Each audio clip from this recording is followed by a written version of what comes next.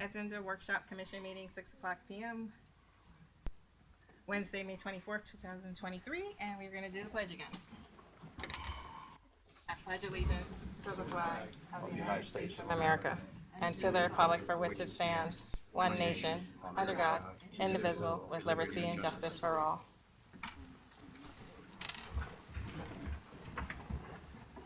Roll call, please. Commissioner Jacobs? Here. Acting Clerk Commissioner Fishem? Yes. Clerk Commissioner Hotchkiss? Here. Vice Mayor Morset? Here.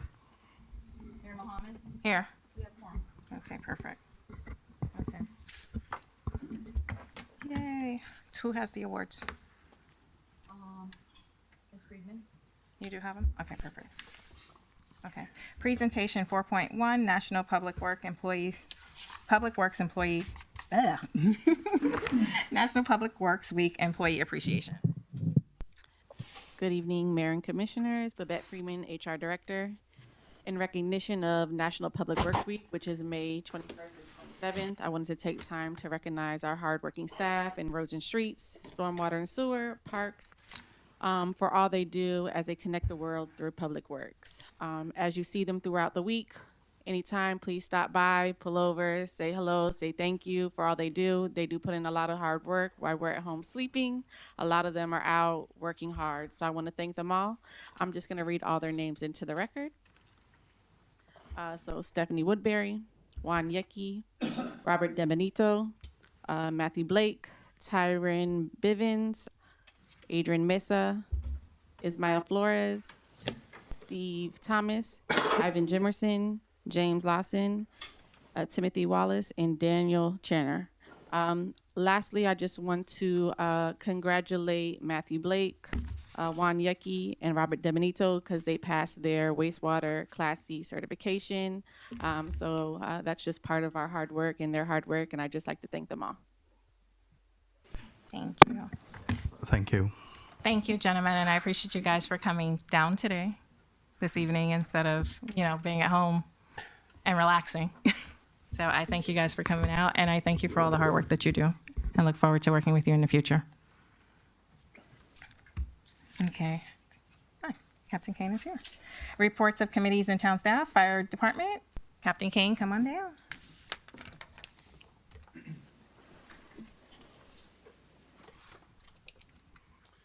Good evening, Madam Mayor, Vice Mayor, Commission, staff. Battalion Chief Michael Kane, representative for Broward Sheriff's Office Fire Rescue.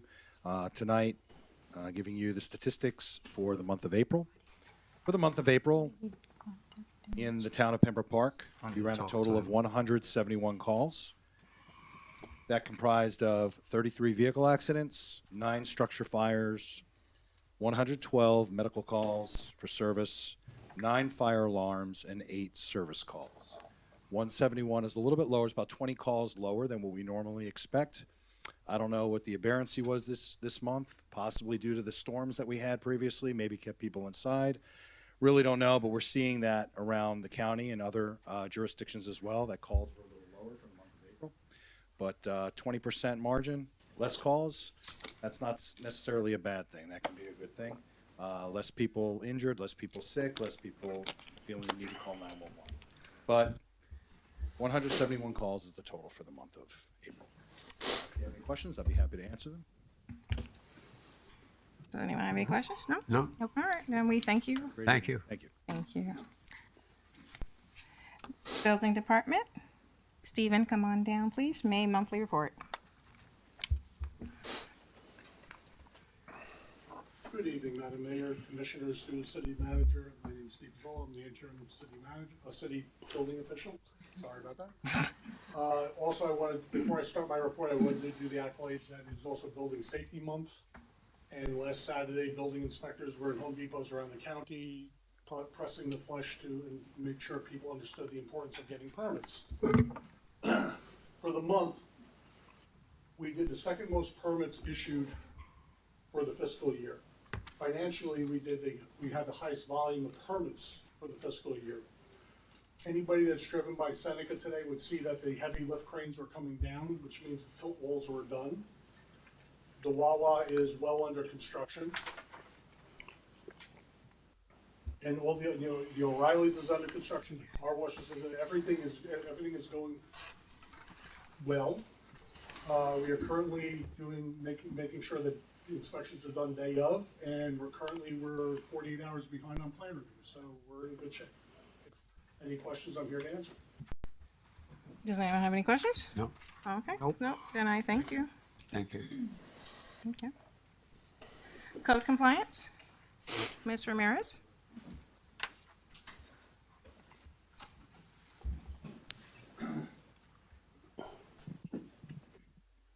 Good evening, Madam Mayor and fellow commissioners. Chief Co-Compliance Officer Jocelyn Ramirez for the Town of Pembroke Park. For the month of April, we had 5 liens, 3 order of dismissal, 13 notice of violations, 9 notice of hearings, 4 final orders, 6 amended final orders, 14 affidavit of noncompliance, and 22 affidavit of compliance, and 7 order of abatements. For our special magistrate hearing, April 19, 2023, I provided the minutes for that hearing, and the cases that we had is as follows. We had 4 finding of facts, 4 imposition of liens, 5 mitigated fines, 5 extension of time, and 1 final order vacated.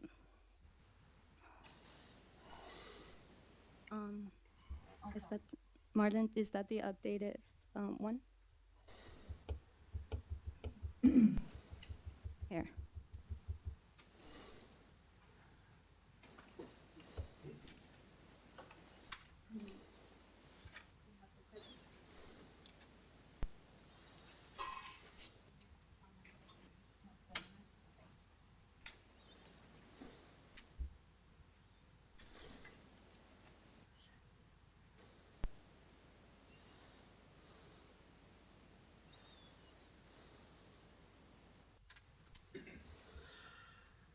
Okay, the following slides are before and after photos. Here you see County Line Road. This vehicle was tagged, and they received the warning note as well. They removed their vehicle. It was on town soil. The next slide is Southwest 30th Street. These are multiple areas on back end of the properties. There's dumping of tires, overgrown weeds. The property managers went ahead and cleaned it up. The after photos on the bottom. The next slide is Carolina Street. This dumping was actually reported to me by PD. This is a super fun site. It was hard to get a hold of the property managers, as they are also renting it to another, basically another tenant. So the tenant went ahead and cleaned it up, and you see the after photo on the bottom. Wow. The next photo you see here is Southwest 30th. This is adjacent to the railroad corridors. We had an ongoing issue with the property at 2350 Southwest 30th Avenue, where they had dumpsters that do not coincide with Waste Management, which is our exclusive franchise for the town. So it is a violation when they obtain another franchise for their waste. The next photo, on this current photo, you see that they also put the dumpster on the public's right-of-way, where there is public parking, and it caused an issue where people started dumping on the public right-of-way. The after photo, you see that they removed the dumpsters and the trash. The next photo you see here is in Condado Real, where we have an ongoing issue that their plumbing is very antiquated and they have ongoing plumbing issues. Unit 108 had sewage coming out of the bathtub and their toilet. They also had unpermitted water heater and unpermitted AC units. The owner did go ahead and pull after the fact permits for the AC units and the water heater. And this is the after photo. The sewage backup is no longer happening and it's cleaned up, and they also fixed the plumbing issue outside of the building. This is also Condado Real.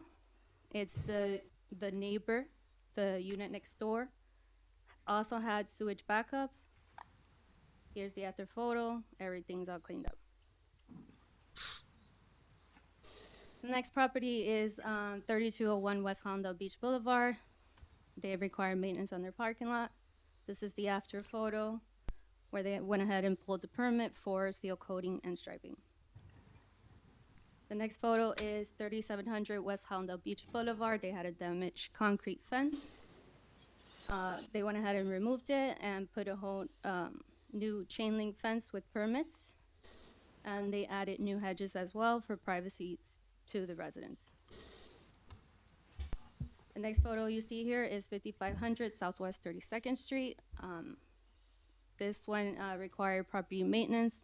The property owner went the extra mile, cleaned the roof, painted the building, made it look much more modern. That's a huge difference on that. That's absolutely huge. But It's this amazing. was just a minor violation, but the owner went the extra mile.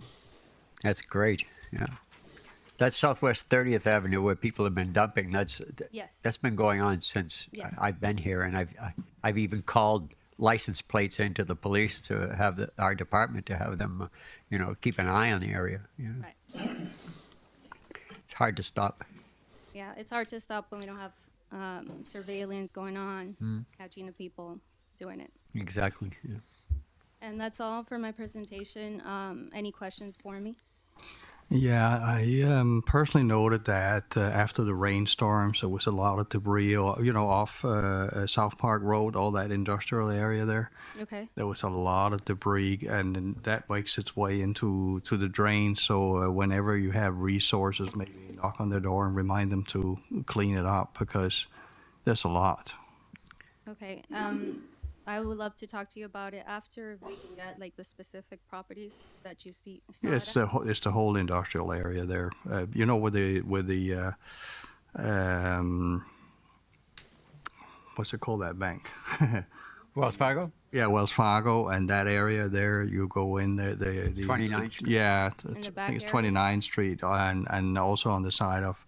It's cleaner on the South Park roadside, but the side street and the back street, there was a lot of debris. I don't know if they cleaned it up in the meantime, but it Okay. was bad after the rainstorm.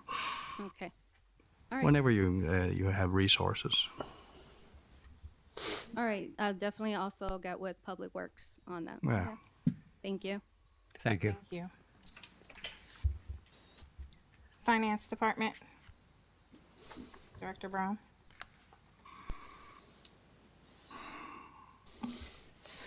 Good evening, Honorable Mayor and Commission. New microphone, okay.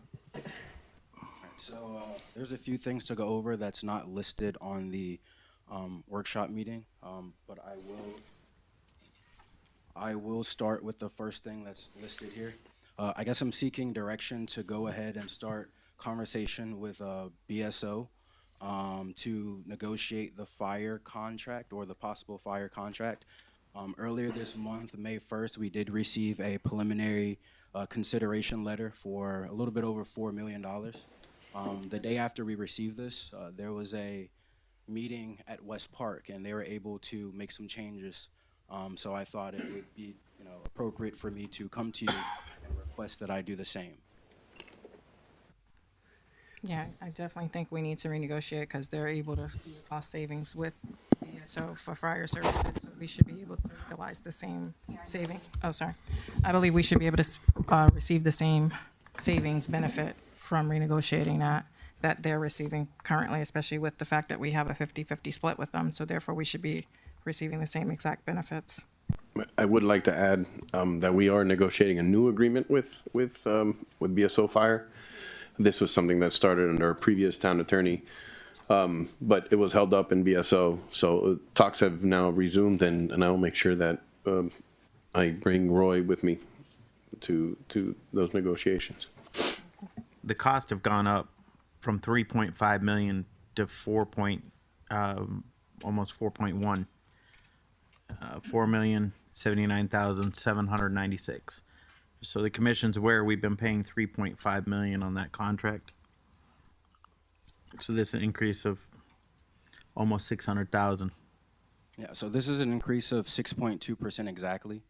And it over the numbers that I've seen over the last 2 or 3 years, this is standard, about 5 to 6% increase.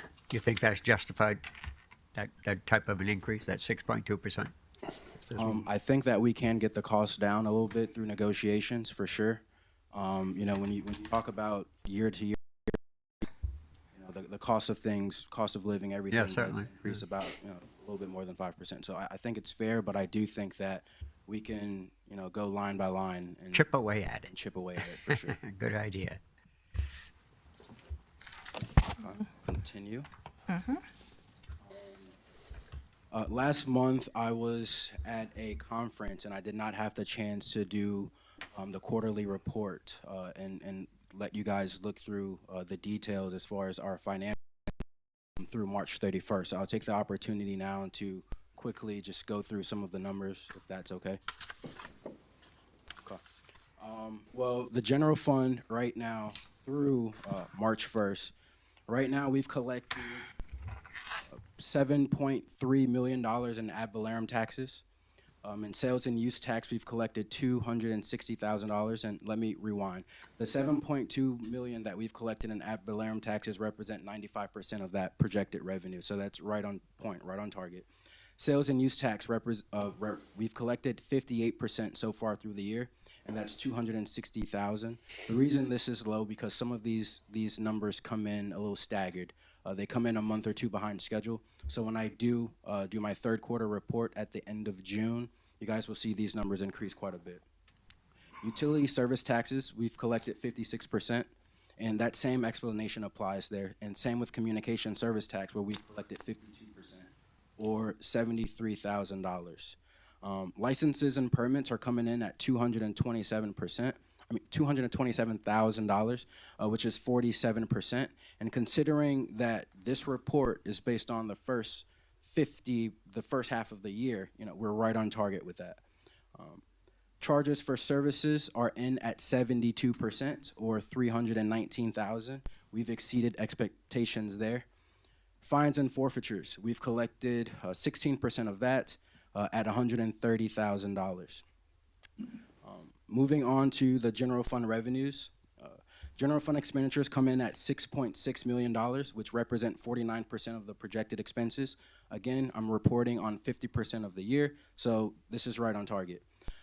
Go through some of the departments. The mayor and commission, they've used 25% of their budget at the time, and the savings were primarily due to the vacant commission positions for half the year and the retirement not yet paid. I did speak with Gloria. Those actuarials will come in within the next 2 to 3 weeks, and we will see a cost for that. Administration expenses are at 44%. That's right on target, so no real explanation needed. Finance expenses are at 46%. Legal expenses are significantly above 50%, and this is due to the payout to the previous town attorney. Planning expenses are only at 34%, and this is due to the vacant planner position that we've had all year. Police expenses are at 62%, and at the time, this was due to the purchase of vehicles and capital equipment. Roads and streets at the time is at 54% of its planned expenses. Code compliance is at 51%, which is right on target. We had some savings due to a vacant code compliance position. And lastly, Parks and Recreation is at 78%. This high usage percentage is primarily due to the completion of the Lighting Preserve project. I do have some year-end estimates. I'm projecting that at the end of the year, our total expenditures will reach $12.6 million. And that is under our $13.6 million budget. So it's about $1 million in savings. Year-end projections show that my revenues for the general fund will exceed expenditures by approximately $600,000, and that's certainly a good sign. Next, I'm going to go to the building fund. To date, through March 31st, the building fund collected 57% of its projected revenues for a total of $500,000. $351. Of that amount collected so far, 97% is primarily due to licenses and permits. As we heard the building official say, we have a lot of things coming off the ground, and we can thank those permits for this revenue. Building expenditures are at $365,000, or 41%. My year-end projections show that building expenses will be exhausted. However, revenues are thriving and will be $102,000 more than expenditures by the end of the year. Certainly a good sign. Next, we're going to the sewer and enterprise funds. That's including stormwater. Through the first 6 months of the fiscal year, the sewer fund collected $1.4 million, or 49% of projected revenue. It's really good. Charges for services are direct user fees paid by consumers, and this revenue source represents 99% of the revenue collected to date. Sewer expenses through March 31st come in at $1.3 million, or 46%. Personnel services, salaries, fringe benefits are at 32%. Operating services are at 44%, and capital expenses are at 76%.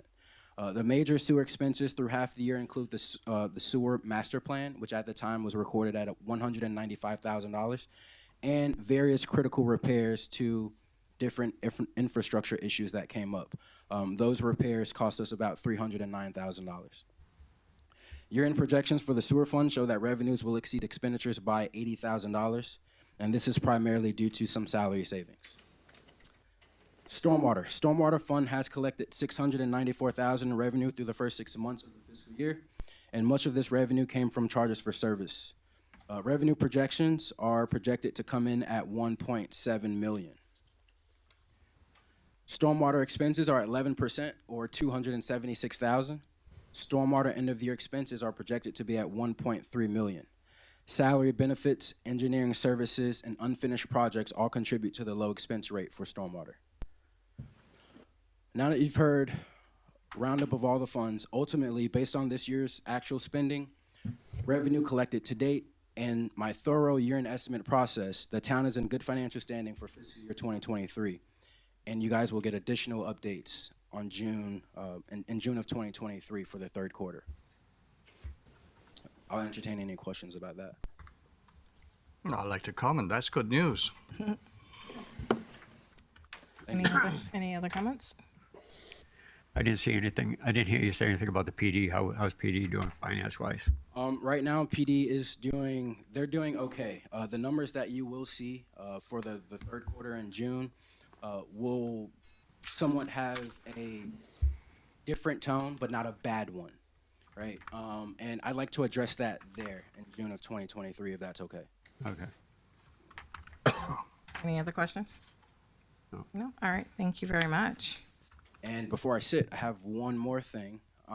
In my hand, I have this red folder, which has your credit cards. So signatures, and everything. I'll get that from you guys at some point towards the end of the meeting.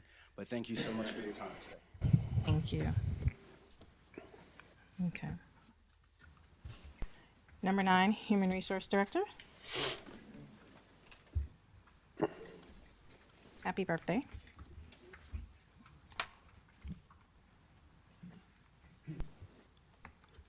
Alrighty. Good evening, Mayor and Commissioners. Babette Friedman, HR Director. This evening, I'm bringing forward Chapter 19 of our Code of Ordinance, which is entitled Personnel. It hasn't been updated since, I believe, 1979. So I'm proposing adopting our employee handbook as the of that section to that section. So as we make changes to the employee handbook, we don't have to make changes to the Code of Ordinance. So it'll just be fluent that way. In the coming months, I'll be bringing forward some updates to the employee handbook as well. Does anybody have any questions? Does anyone have any questions? No? No. Okay. Next item, 9.2.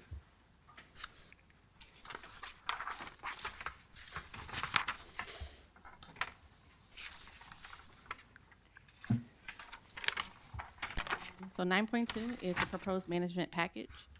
As we try to retain and recruit directors, the competition is pretty stiff. Everyone's looking for all the same type of staff. great staff, and we need to be competitive as we are a small town. We are competing with, with the big city of Miami's, the Hollandales, so on and so forth. So I'm proposing bringing forward a management package for our directors and some of our assistant directors. To summarize it, for vacation time, currently directors get 2 weeks of vacation, just along with the other employees. So I'm proposing a total of 4 weeks, which is kind of current with what previous directors in other cities have and what other contracts that we have with our employees. Also, we have telecommuting in our employee handbook, but it's kind of vague. So I'm proposing allowing department directors a maximum of 5 days a month that can't be consecutive and work from home. If there's any exceptions to the rule, of course, the town manager would have to approve it. Also proposing a car allowance of $250 a month, which is in line with other cities our size and throughout Miami-Dade County, Broward County, and Palm Beach. It ranges anywhere from $250 to $400, but I would rather keep it on the low end, and that wouldn't go in effect until October 1st, and the budget and finance director is already aware of that. This would exclude the public services director, as he has a take-home vehicle, police chief, police command staff, and possibly the assistant public works director.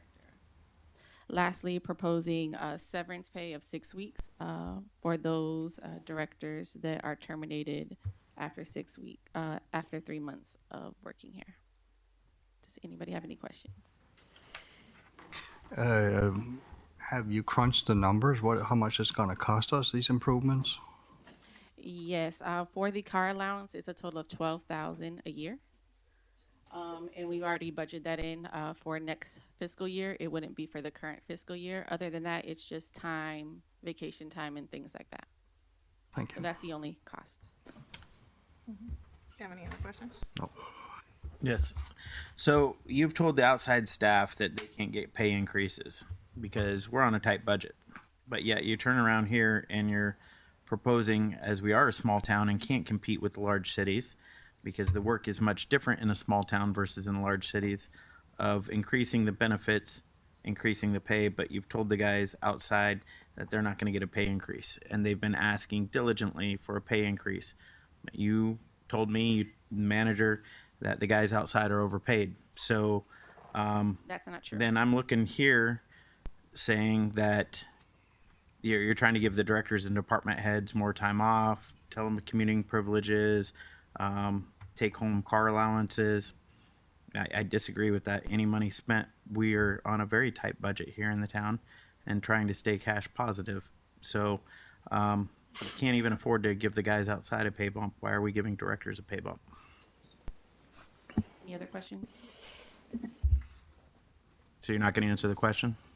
I did not tell you that they were overpaid. Actually, those were your words, but we're going to go ahead and move on from You've that. actually told me that before. You and the town manager both said Anything else? the guys were overpaid for their positions. Correction, what we said is that when we did an evaluation of where the pay ranges around the municipalities, they're on the higher end. I didn't say they were overpaid for their position. I said they But were on the that higher end of that. specifically stated they were overpaid. That's why I've used that term. We can go back and watch the videos from previous meetings. I've stated the same thing before. Please do not. I'm quoting what, yes, a One person at a time, I'm not going please. to argue with you. This is disrespectful. You've disrespected me many, many, many times over. So this is a commission form of government. This isn't Babette's form of it's not. government. So I asked a question, expect an answer. So, And the manager just answered the I question. answered the question. Question That's has what, been answered. We're going to move on. all right, so the guys outside aren't getting a pay increase, but we're going to give directors a pay increase and give them take-home cars and all other benefits. I see how it is. I hope they see the same thing too. I'd like to add to that. So in the budget, we did start the budget cycle, budget process for next fiscal year. And to our charter, what our charter says, I have implemented or I'm proposing 5% budget increases. I'm still not sure if it's going to be 3% merit, 2% COLA, 4% merit, 1% COLA, but we're working through that.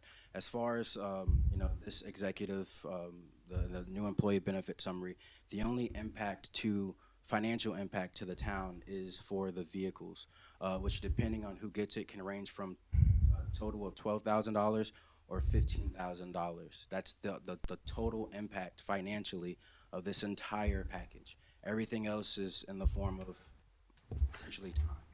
Roy, I disagree with that because if you're paying a director a salary for a 12-month period of employment and then you're giving them 2 more weeks vacation where they're not being employed, they're not putting out for those 2 weeks, that's a cost to the town. That's Respectfully- 2 weeks. Respectfully, we work on a salary, but I will let it go there.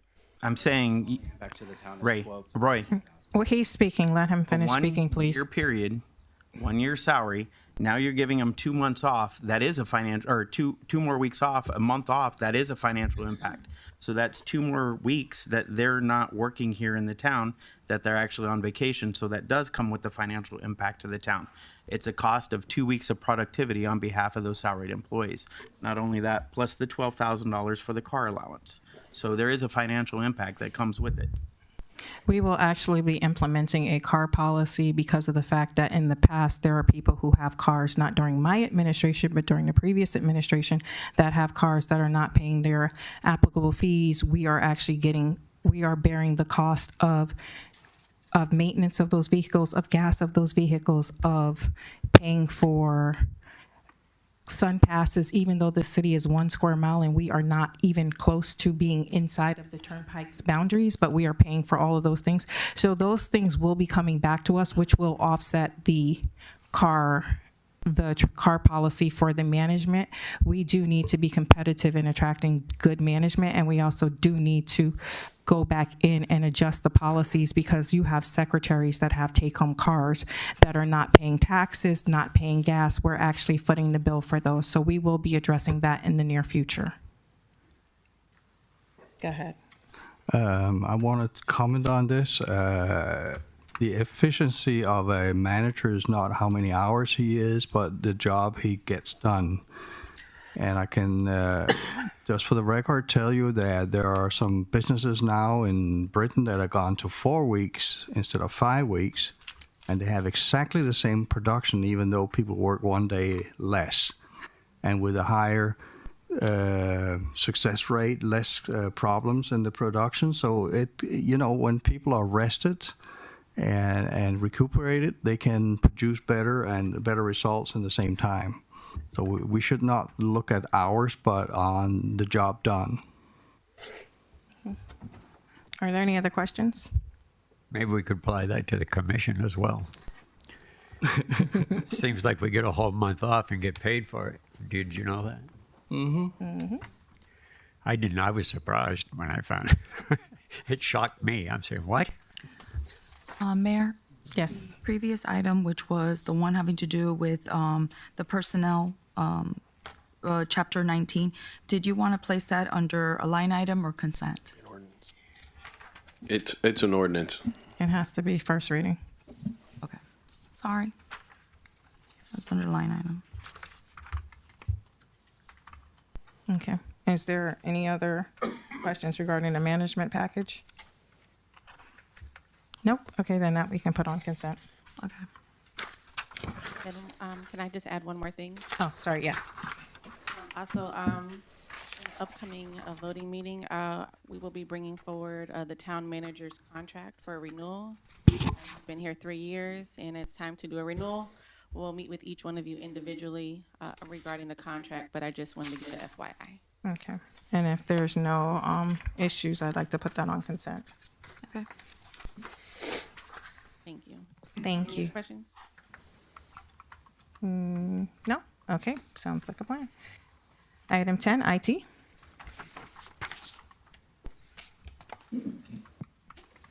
Good evening, Mayor, Commissioners. Mark Pikula, IT Director. Just one announcement. The town was awarded a local government cybersecurity grant. We're in the process of figuring out how much that will bring to the town and police. I'm just asking for your approval for us to use that grant. It's through the state. It's not national. It's very friendly for us. Basically, right now, they're working on a menu of items that we can use that would benefit the town for security and other things. And once that's done, it'll actually have a financial impact of how it'll help the town and the police department. And when we get an award, a contract and an agreement, we'll bring it to the commission for approval with those details in there. No, I know, but there's usually an agreement that goes along with a grant.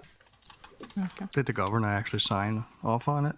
Oh, this is, I think, I just need approval. The actual contract and the contents therein are not allowed to be at a public meeting or for public distribution because of the nature of what's in there, which would not be good for us, obviously hurt us. So you just direct us to accept the grant. direct us that we could sign it, town manager could sign off on it, and we're good to go. Good news. Okay, sounds good. Congratulations. Thank you. Okay. Number 11, planning consultant, Michael van der Molen.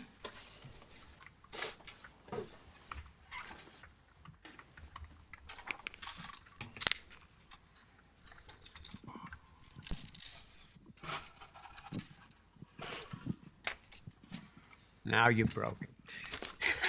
I broke it, yes. Good evening, Madam Mayor and members of the Town Commission. My name is Mike Vonderman with Keith.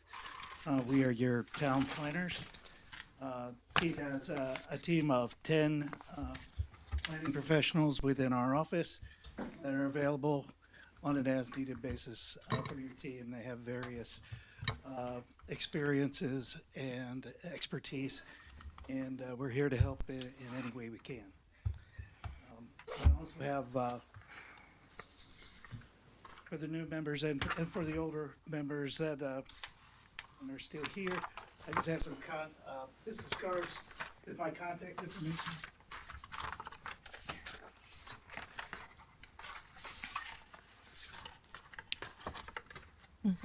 I actually have two items that are just here for discussion.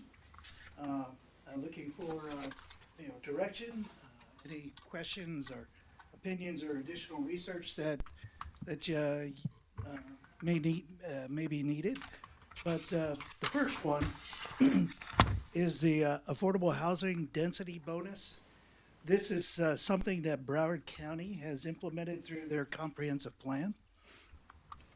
There are particular policies, and let's see if we can go ahead and skip the memo and just go to the policy.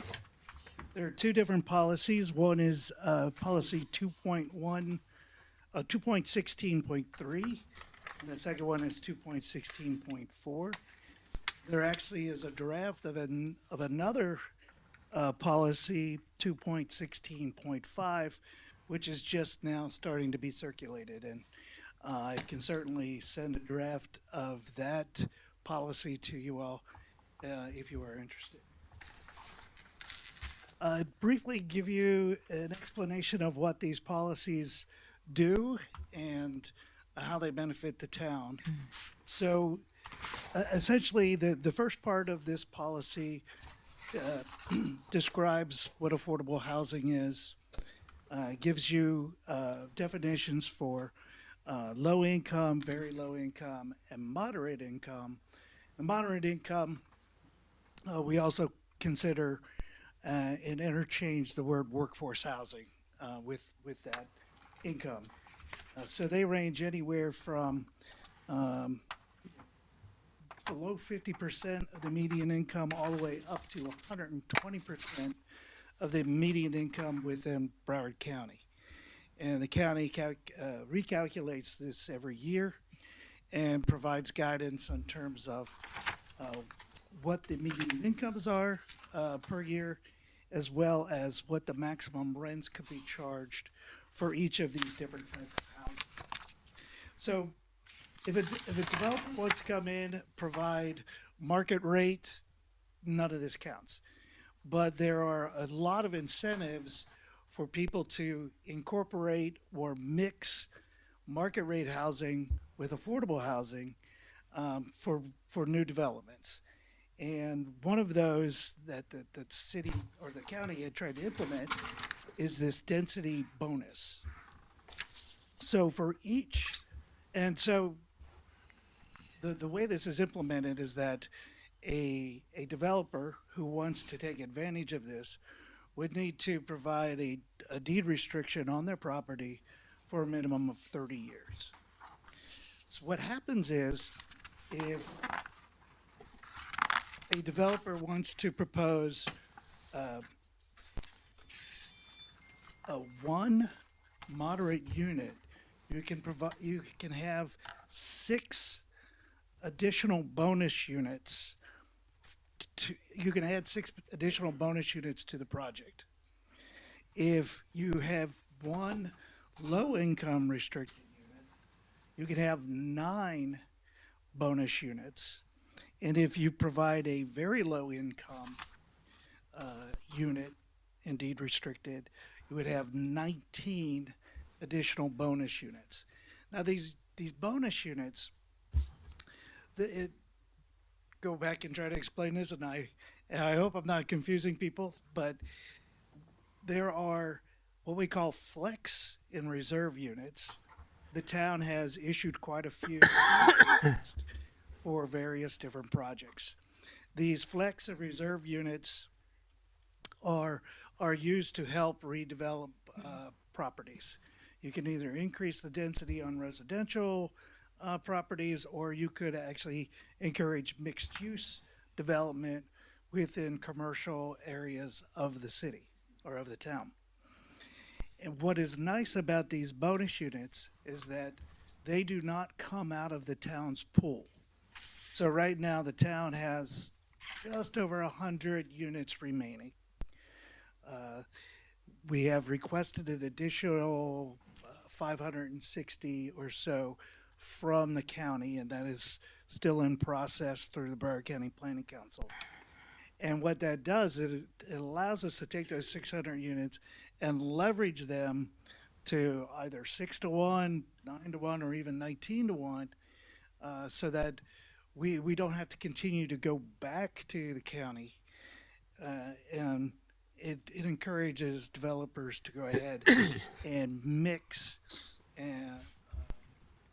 affordable housing units within their developments. These are basically rent-controlled units, right?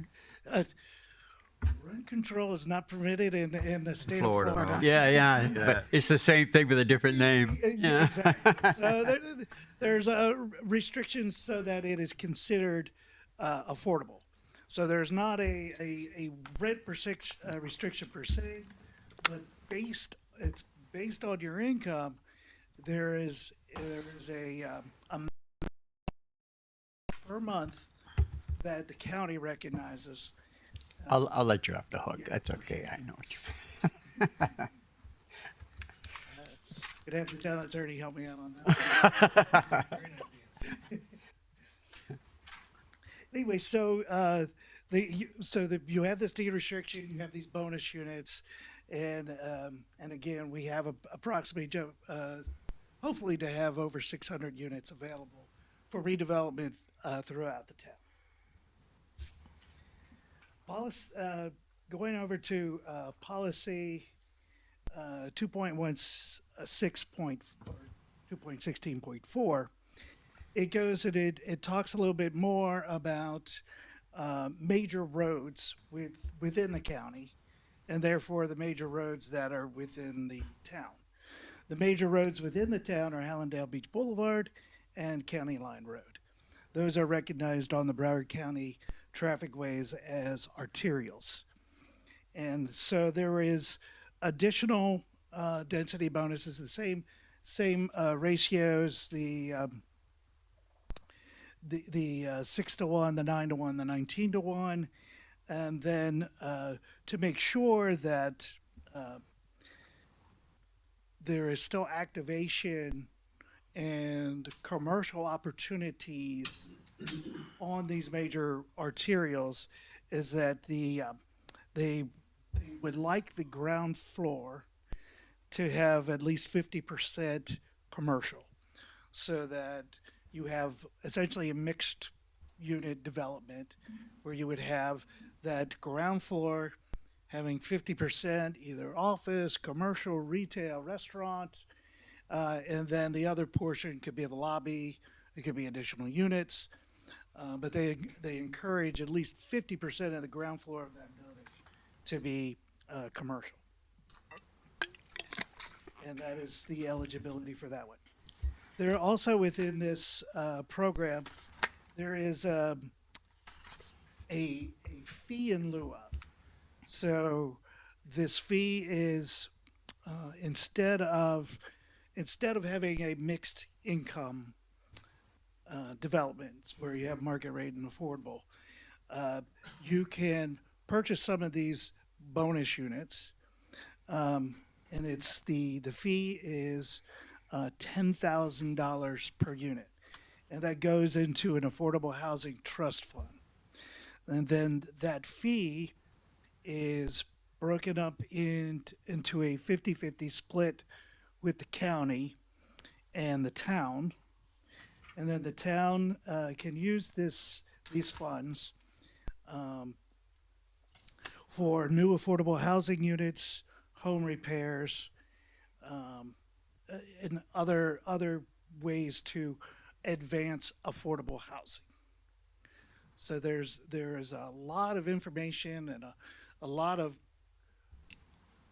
good policies that the county has implemented and making it much easier and much more palatable for developers to provide affordable housing.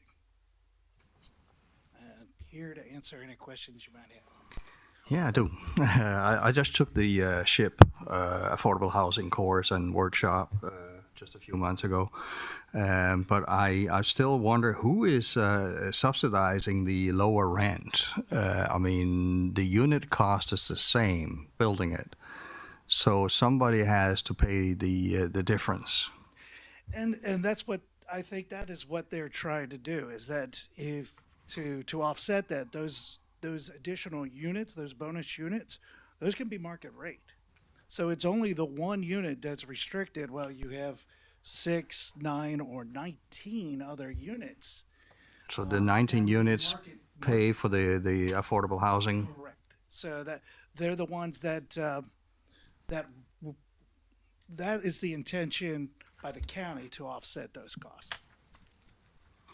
The workshop I attended, they mentioned in Palm Beach that they were doing a project and the building price per unit was $500,000. And I said, how can that be affordable? How does that $711 million that was in the bill from Tallahassee, how does that affect our ability to get affordable housing? I don't know any specifics in terms of those funds.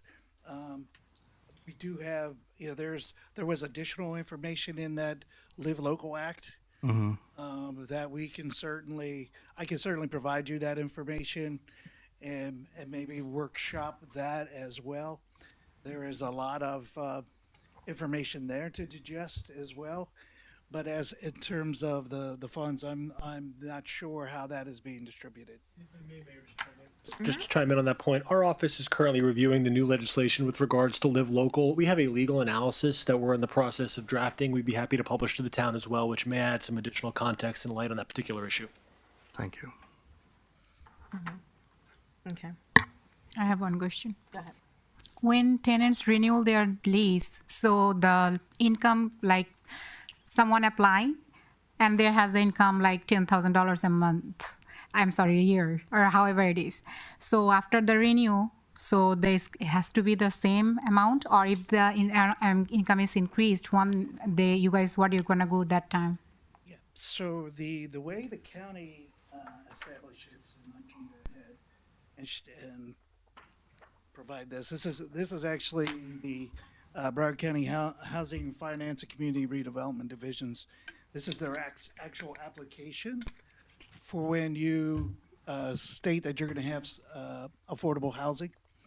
And in here, it both identifies the maximum income limits. It depends how many people in the family, Correct. right? It's based on the number of people. It goes up to 8 folks here. This also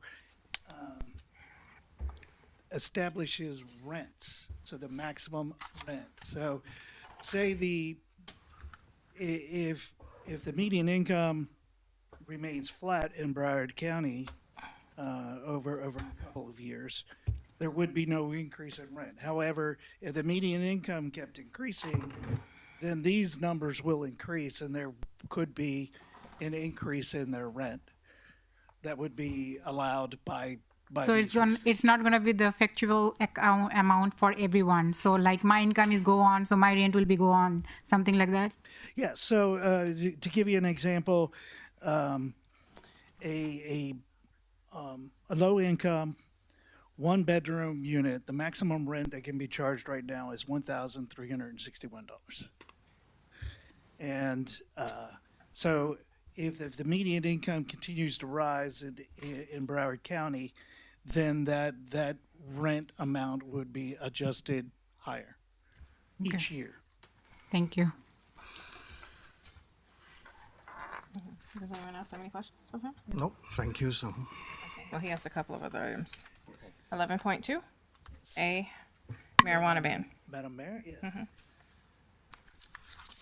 So thank you for your board appointments. We'll have our next planning and zoning board meeting early next month. And on that agenda, there's actually 3 ordinance amendments. The first is amendments to section 28, 187, 187.3, and 189. And this is to prohibit the medical marijuana dispensaries. Currently, there is one active in the town, and there is one application pending. And then, based on the concerns that there would be a proliferation of medical marijuana dispensaries within the town, it was recommended that we go ahead and place a ban. There's essentially only 2 options that the state of Florida allows. Medical marijuana dispensaries can either be treated like a regular pharmacy, your CVS, your Walgreens, your Rite Aid. They must, if you're going to allow them, they must be treated the same. So if we were to implement distance separation requirements, we would have to require distance separation requirements on CVS's and Walgreens as well. So it was recommended that we go ahead and proceed with just an all-out ban. So what you see here is the text that implements that. And then there is another chapter in the zoning code for non-conforming uses. So the dispensary that is currently operating can remain. They would not be able to expand. And then their occupational or business tax receipt, their BTR, would need to remain active. It could also be transferable, but you cannot let it lapse for a certain period of time, or else that business could not renew. If the other business does move forward, that one would be allowed because it came in before this ordinance was in place, and those non-conforming rules and regulations would also apply for that business as well. Does anyone have any questions? Nope. Nope. Okay. And All right, the second one here is probably a little bit more involved, and it goes back to a little bit of the primer that we had in terms of the affordable housing density bonuses, and trying to encourage redevelopment and mixed use along the corridors and on certain other pieces of property within the town. And that is to go ahead and amend sections 2887.01 and 28-94 to modify the current B1 mixed-use residential regulations. I can go ahead and walk you through this. Essentially, under 87.1, it's just to delete some of the additional information that was in there. It still identifies the mixed use development as a special exception use. So when the site plan comes through, we'll use the special exception processes as the way of enforcing a lot of these rules and regulations that we are showing here. So if properties are 10 acres or less and designated on the future land use plan map, you're able to go ahead and allow the residential uses. And then if there is a commercial component on the project as well, that commercial component still needs to be a minimum of 5,000 square feet. 5,000 square feet is kind of large, especially for some of the sizes of property within the town. However, that requirement is actually in the comprehensive plan, and that's essentially an 18-month process to go ahead and either eliminate that or reduce that. So we do have the options here of the residential or the residential mixed use that will require the minimum 50%. You also have the option of variances for different. Correct. So. Correct. One of the other items that we're trying to encourage here and with the redevelopment property is to push the buildings a little bit closer to the street, so that you can activate the street. You have the use of the sidewalks, encouraging pedestrian activity between buildings, and then having the parking either in the rear or underneath or in a structure. And so we are reducing the setbacks to go ahead and push the buildings more forward and away from any potential residential neighborhoods that would be in the rear of the property. Again, we're also reducing the side setbacks, encouraging the building again to be moved towards the front. We leave in place the maximum building length, so that you don't have large massings. They break it up. So every 250 feet, the building would need to be broken into another one, spaced properly apart, and then built as two different buildings. We have identified another advantage that we can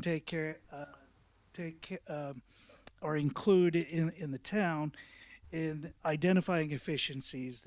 We're not changing the efficiency square footage, but we've identified that efficiencies within that 400 to 500 square foot category can actually count as a half of a unit.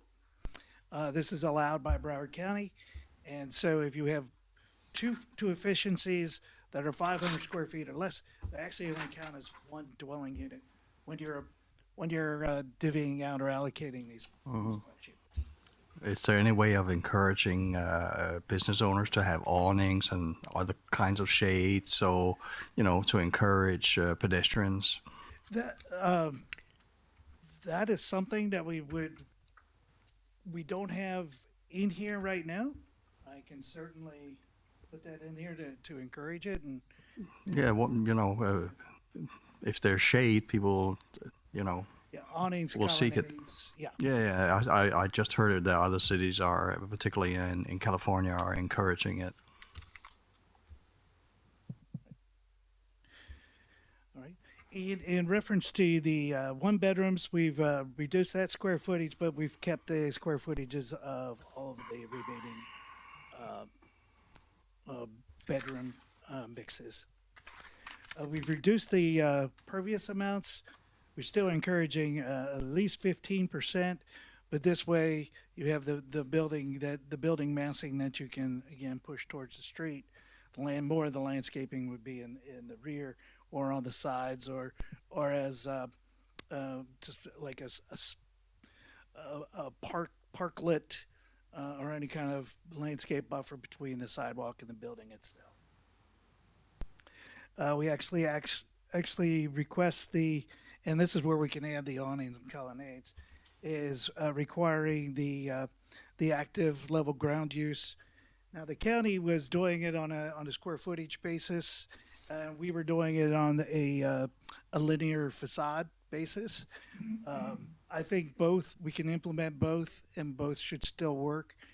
What we wanted to do was get that facade activated, make sure that you've got clear glass or tinted glass that you can actually see in, so that if it's being used as a fitness center or a clubhouse or things like that, you can actually see activities going on within the building and then encouraging pedestrian activity in the front. Yeah, and also encourage bicycles coming in. You know, world is changing. Agreed. Yeah. Yeah. That is another good one. We do have the bike parking is one that we did implement in the mixed use entertainment district, and we can certainly incorporate that here too. I have a question for you with the zero lot lines on the front and the side. What streets would you be referring to? Because I want to make sure that we are still able to expand our roads. If we go to a zero lot line, are we going to be able to open the roads up if FDOT or anybody wants to open up roads up? Right. So going to the roadways, this would be any properties that are zoned B1. So most of the properties are on Hallandale Beach Boulevard. They're County Line Road. And then there are bits and pieces up in the northwest corner. Okay, so County Line Road keeps going back and forth with the fact that they're supposed to be expanding to make the. Oh, sorry.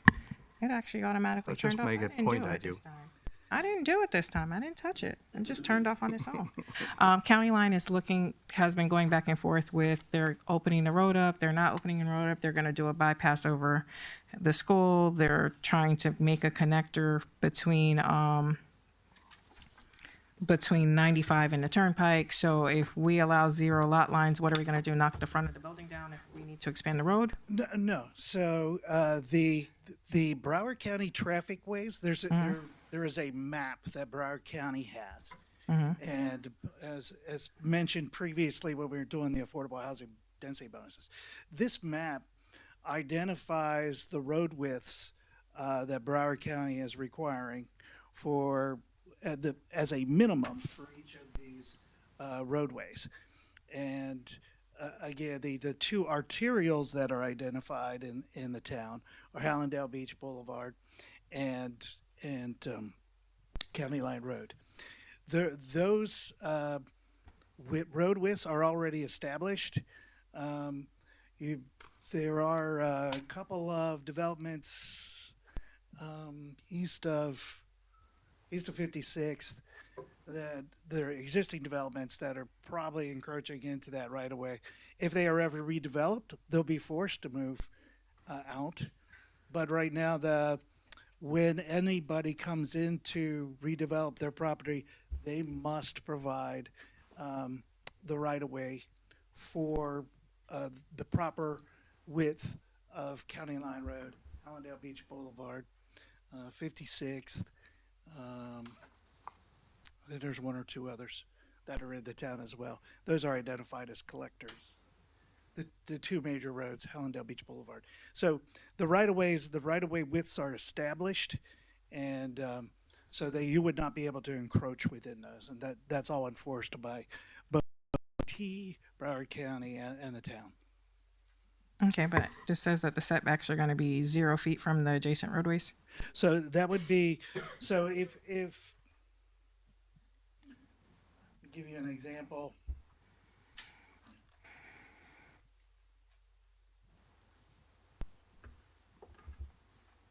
So this is County Line Road now. And the property line is here, but the road right of way is supposed to be much wider. The property owner must provide all of this land. Whether Broward County ever redevelops and widens it or not, the land must be provided. And the new property line is in this location, and the zero setback would be from the new property line would be from that maximum right-of-way width. Which is the third dot. not the first dot. That's correct. Okay. That's what I'm trying to understand because I'm like, So yeah, in no instance would any buildings encroach within of the future right of way of any of the roads that are on the Broward County trafficways. okay. And now, with us increasing all this density, how does that work with our comp plan and having so much green space, you know, and basically not having people kind of bunched up like sardines? Yes. So right now we have done the projections when we were doing some comp plan updates recently. We still meet all the concurrency requirements in terms of recreation, open space, parks, schools. So the town is still in very good shape in terms of all the concurrency requirements. Okay. Yeah, they also have great plans for building out our public transportation, buses, light rails, and so forth. So, would that also need to be space for doing that if we get bus lanes or whatever they plan to do? That is correct, and the encouragement of increasing the density is to encourage mass transit, encourage the live work play, so that you could take advantage of areas that are within walking or biking distance to your property, not having and then having good mass transit to get you to other further points. Is there any way to get them to fix all the sidewalks? So we can bike on them. The sidewalks are terrible. The roads are good, but the sidewalks are terrible. True. So well, the nice thing is if as redevelopment occurs, those sidewalks will Yeah. replaced. Yeah, I had to admit, I know there's police present here right now, but I do bike on the sidewalk. It's self-preservation, you know. I can't do that in Hollywood. There's an ordinance against that. Okay. All right. Does anyone have any questions? All right. The last item is just a real quick change. There was quite a few business owners that have come to some of the commission meetings, and coincidentally, it does occur more during the winter, as the sun sets much earlier. And there was a request from a lot of the business owners here to allow an illuminated open sign, so that as people were traveling on Allendale Beach Boulevard or any of the other commercial corridors, that you could recognize that they're open. You know, a lot of these businesses, the windows are tinted because of the sun during the summer. So it doesn't look like they're open. So there is this request, and so we tried to do just a quick amendment. And this would allow an illuminated open sign, about 2 square feet, so 1 by 2, and that's just be able to be placed either in the window or the door. And again, although it's already specified elsewhere in the code about not having animated signs, we go ahead and reemphasize that in this code section. So it says, an illuminated, non-animated open sign, so it can't say OPEN. It just has to say open. And that should be allowed within, anywhere in that location of the windows or the doors. Yeah, some of the really dark tinted windows, you can't tell if they're open or not. No, that's where the awnings come in. Yes. Okay. We would also like to, I'd also like to have you look at changing the rules for the little white LED lights around the windows. We've gotten some more requests for those again. Okay. And a lot of the businesses. Microphone. It's on? So LED outlines? Yes. Okay.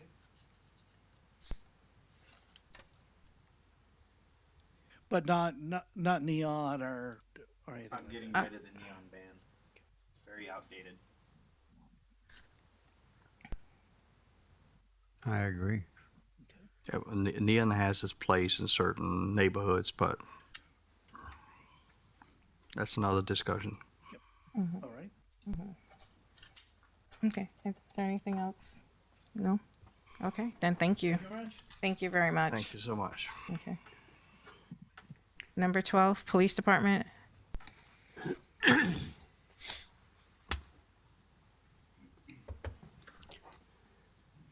evening, Mayor, Commission, town staff. Wade Dowdy, Interim Chief of Operations. The April stats for the department. We responded to an average call for service for the month at 981 calls. Of those, the highlights, the slide shows a lot of data, and I'd like to break that down into highlights. We had 9 burglaries, 1 residential, 1 commercial, and 7 vehicle.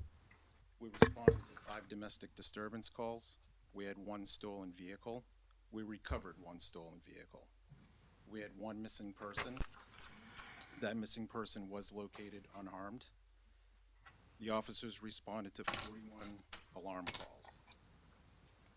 12 arrests were made, 8 were misdemeanor, 4 were felonies.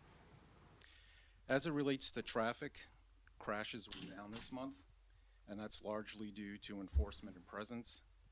We recorded 36 crashes, which is down from our roughly monthly average of about 50, which is a significant reduction.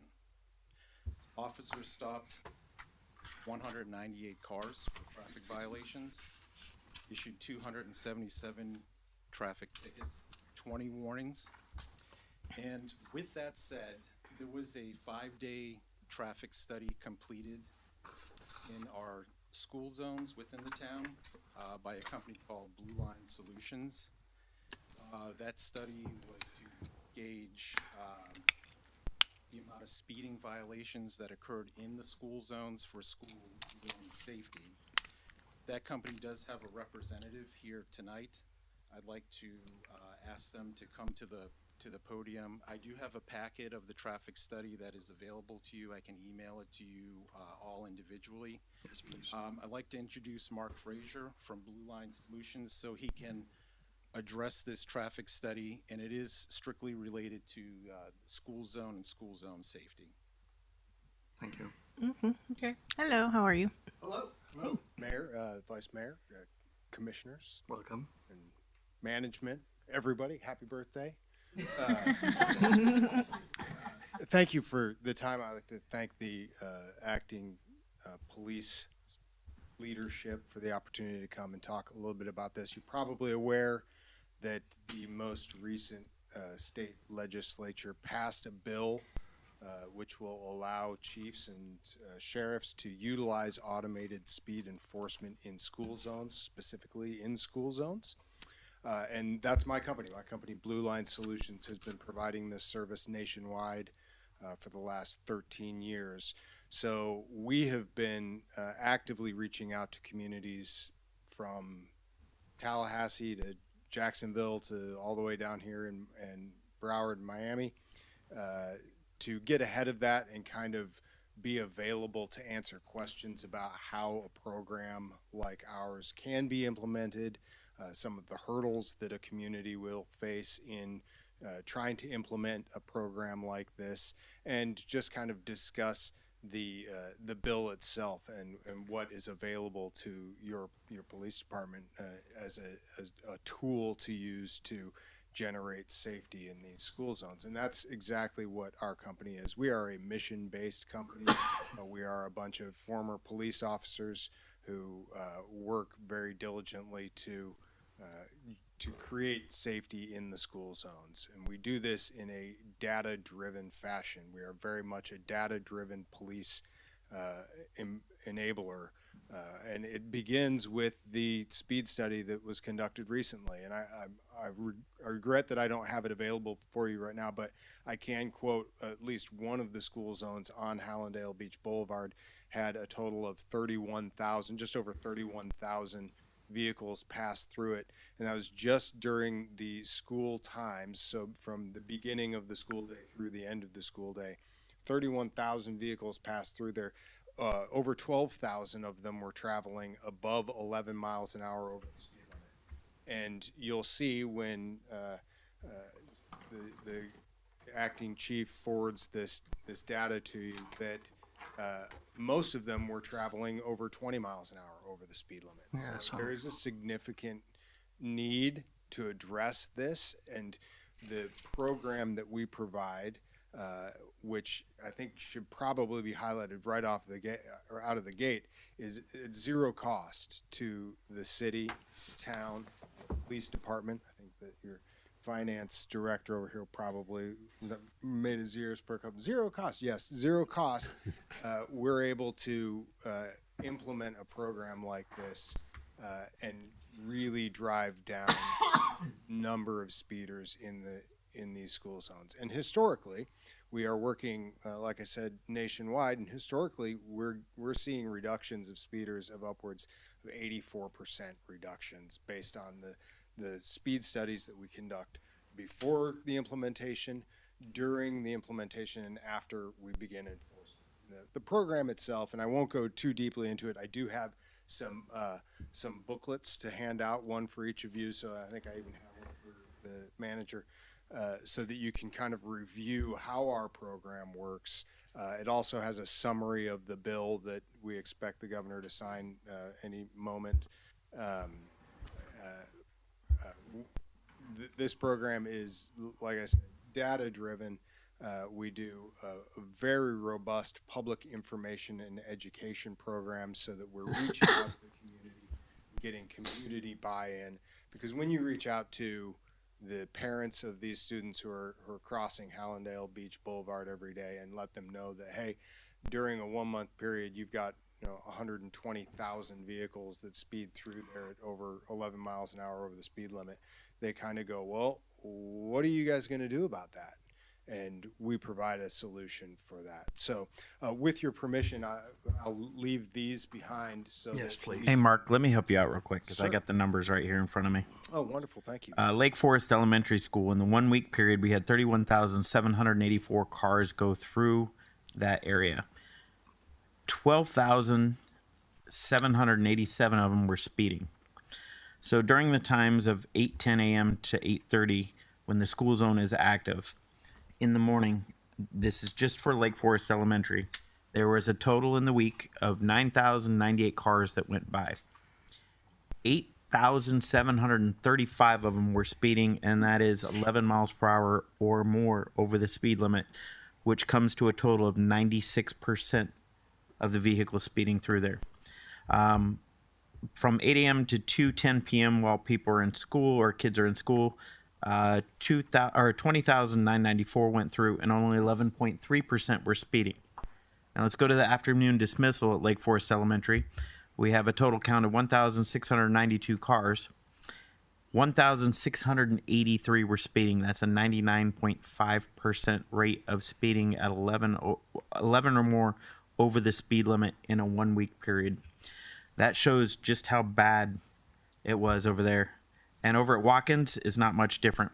They have, in the morning, 88.7% of speeders, 11 or more. And then in the afternoon, 96.7% were speeding. That's 11 or more. Also, that was on Watkins for Hallandale. Let me get this one here. This is Watkins Elementary School on 52nd. Had a total of 7,689 cars. Total speeders, 2,837. In the AM hours of the school zone, 91.3% were speeding. In the afternoon, 87.8% were speeding. And there's one more here, which is eastbound on 52nd. Again, just to keep it simple, 91.3% of speeders, which is 2,263 cars in the morning. In the afternoon, it was 208 at 87.8%. We have people driving around our buses with the signs out, red lights on Park Road and Hallandale Beach Boulevard daily. Watch it happen. Watch it happen as I take my kids to school. I watch it happen as I bring my kids home. This is a huge problem in our town. These numbers are unacceptable because this is 11 over in school zones. Yeah, I agree with you on that one. Can I ask you, are you suggesting what's called a silent policeman, a camera and a radar that automatically tickets people? Specifically LiDAR, yes, and it is a camera photo enforced speed. And it's a program that we implement nationwide and have. So the tickets finance your cost of. Correct. Yep. Does anyone have any other questions? Yeah, this program actually covers the cost of itself. It's through, as he said, through the governor's office. It's a good program. I'm anti photo enforcement for obvious reasons, but unfortunately, I believe in this situation here with the school zones, this is important that we get traffic slowed down in the school zones. I've always stood against photo enforcement for many years, but in this case, I have to agree with the former chief, everyone else, that this is a great program, and I think we need to implement it into Pembroke Park, into our school zones. Yeah, I agree. And put a police car about 2 blocks up from there. It doesn't slow them down. It doesn't slow Nope. them down. The car will sit right in the school They just zone. wave when they go by. We do have some statistical research that shows that with the a really robust public information and education component combined with a warning period and then followed by an enforcement period, we get a far greater compliance with the speed. And it's not just on those roads. It permeates throughout the surface streets. Yes, So certainly. people recognize that this is an area where they're likely to get a citation. Well, you hit them in the pocketbook. Yeah. Attention. Unfortunately, Right. and I've said this before that that the citations that we issue are truly and genuinely just a byproduct of the product that we are genuinely trying to get out there, and that's safer school zones for this. They had a similar study in Denmark, and the worst offenders were the parents and the teachers. Figure that one out. That might be true. And where can I hand these off? No, right now here. Thank you very much. So no matter what it looks like. Thank you for your time, Mark. That's what it was all about. Thank you. I appreciate it. Thank you very much. Thank you. Thank you, sir. Okay. Any questions of the police department? Yes, can you look into enforcement with the school buses? Yes. And also blocking the intersections. I've gotten multiple complaints, including for myself up on Park Road and Pembroke. Yeah, Pembroke. Hollandale and Pembroke right there. Commute is, as you know, with the trains and everything else. It's pure madness. They even a business that drives large vehicles reached out about it as well. So, manager can attest. I've gotten several emails even from West Park residents about the traffic and the speeds in the school zones and the school areas, wanting us to put in speed bumps that are in the city of West Park. We explained multiple times that we're in the wrong. That's the wrong city, and gave them the contact to reach out to them over there. But I've even forwarded them to JC, so he's got them as well. Thank you. I've had that issue like yesterday. There was They completely blocked the way you couldn't. crash at 95 Yeah. in Hannibal Beach that really backed traffic all the way up past 40th. So it was quite a morning yesterday. Yeah, we need to find ways with our neighboring cities to lighten the traffic load one way or the other, encourage people to use public transportation or even bike. I mean, if we can make it safer to bike, there will be less cars on the road. We need to do something. It's madness out there. Anyone have any questions? No. All right. Thank you. Thank you for your time. Need to take a recess. Okay. Let's do a 5-minute recess. That will work.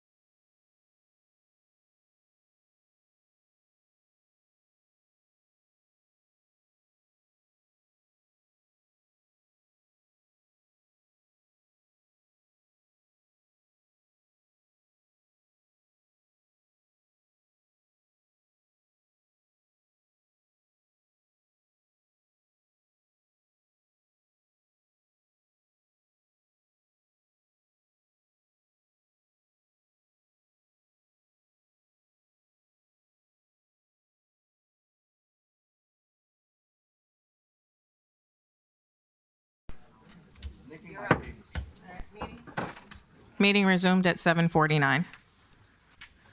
Okay, so number 13, Public Service Director. Come on down. Welcome to, sir. Thank you very much, Mayor Mohammed, Council. I appreciate the endorsement, and I want to thank you first for allowing me to serve the city of Pembroke Park.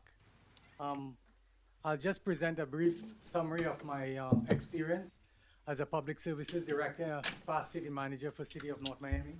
I have over 30 years of experience engineering and serving the public sector in South Florida. I actually attended school in South Florida, and I did engineering also in Trinidad and Tobago, where I served as 5 years with the Ministry of Works and Infrastructure. Also engineering, water, sewer, and stormwater related. So I have over, as I said, over 30 years of experience in the engineering, water, sewer industry. I've completed a lot of local, I would say, projects, master planning, both on the macro and micro level. I've done a lot of planning for developments, the Biscayne Landing developments and the agreement that was done by the City of North Miami. That was done under me as the city manager. I've actually, and some of the staff could attest to this, over 200 million in that agreement that was signed on behalf of the City of North Miami. After that, I moved on. I moved with the Seminole tribe, and also with 2 sets of local engineering companies, where I have over local experience both on the public, private side as well. I want to extend to my staff who I've already met, that have an open door policy, and also thank the manager for allowing me to serve the city as well. And all the staff who are here have an open door policy, in water, in sewer, anything that they need, a lot of certifications that I have and experience. And they could come to me anytime, and I also, welcome, talking to them on improving the services that we provide here in the city. Thank you. With that, if you have any questions. Does anyone have any questions? No? Then Thank you. Thank you very much. thank you. Okay. So now we're going to do, we have a couple of people who'd like to come up and speak. Dave Segerson, our lobbyist, and our legislative lobbyist, come on down. You're going to give us a brief update, right? Well, thank you, Mayor, Commission. I'm actually not going to give a full report. I'm just going to mention a couple of things. One, we were successful in getting the GeoSCADA project funded and the budget fully funded at $594,000 and change. Now we've just got to hope and pray that the governor sees fit to approve that project. And we will be working, and we are currently working with the governor's staff on that, even though the governor has not yet gotten the budget. We don't expect that he's going to ask for the budget, since he just made his big announcement today, and probably won't be focused on things like the budget for, at least, my guess is at least a week or 10 days. But anyway, that's out of my pay grade. The other thing is that one of the commissioners, I think it was the vice mayor, asked about the big housing package, the big housing bill, which was the sort of the number 1 priority of the Senate president. One of the funding mechanisms that's available we have to do a little bit more research and figure out how they're going to, and it's going to be up to the agency to decide how the money gets doled out. There'll probably be some kind of grant program or whatever, but one of the aspects of that bill would allow the governor, through the Florida Job Growth Act program fund, to approve local infrastructure projects that have a direct impact or facilitate the creation or the building of affordable housing. That's one aspect of it. I mean, there's a whole plethora of things. It's a big, long bill, and that is, by the way, the bill that they also attached a piece to that prohibits you all from declaring an emergency and implementing rent control. That was kind of one of the, her trade-offs, I guess, that she wanted in there. So even though that had been available in state law, if no longer is. And it also, it authorizes you all to give a property tax, ad valorem tax relief or exemption to those who are constructing affordable housing. Another aspect of it that Jacob and I were talking about during the break is there is an aspect of it that would allow a developer to come into the town and build a project, essentially without anybody's approval, that would, as long as they're setting aside 40% of the units for affordable housing. And even though this may sound like a great idea, we're just not so sure that the economics of that or the feasibility would work for most developers, because land is so expensive in South Florida to set aside 40%. Normally, when you had the fellow up here earlier who was talking about the bonus units, that the program that the county has been implementing over several years and constantly amending, I think generally projects would maybe set aside like 15% or 20% for affordable housing to take the benefit of those bonus units, especially at the low end where you get 19. A city commissioner that I know and I'm close to in Pompano Beach was telling me about how a number of the projects that they've recently approved that have taken advantage of this, they ended up having, like a project for 100, 200 units. The city ended up having to use only a handful of flex units from their flex bank, maybe 5 or 6 or 10, to get a project that had like 200 units. I mean, so it can be done, but the market will still drive how that works. And some tax incentives in that package, right? Pardon me? There was also some tax There are incentives tax to incentives. developers. Yes, there are. Like I said, I'll be working with Jacob on, I'll be sending him my notes on it, and they'll be doing, I think, a more fulsome analysis as to what you can do and how you can do it in order to take advantage of it. So there's that, and then there's a number of bills that you should probably take notice of. One of them is as elected officials, you need to know that in the future you're going to have to file Form 6. I think Jacob mentioned this to you. I know Shira knows all about filing a Form 6. She had to do so once before, or several times. It's a lot more involved and detailed than the Form 1.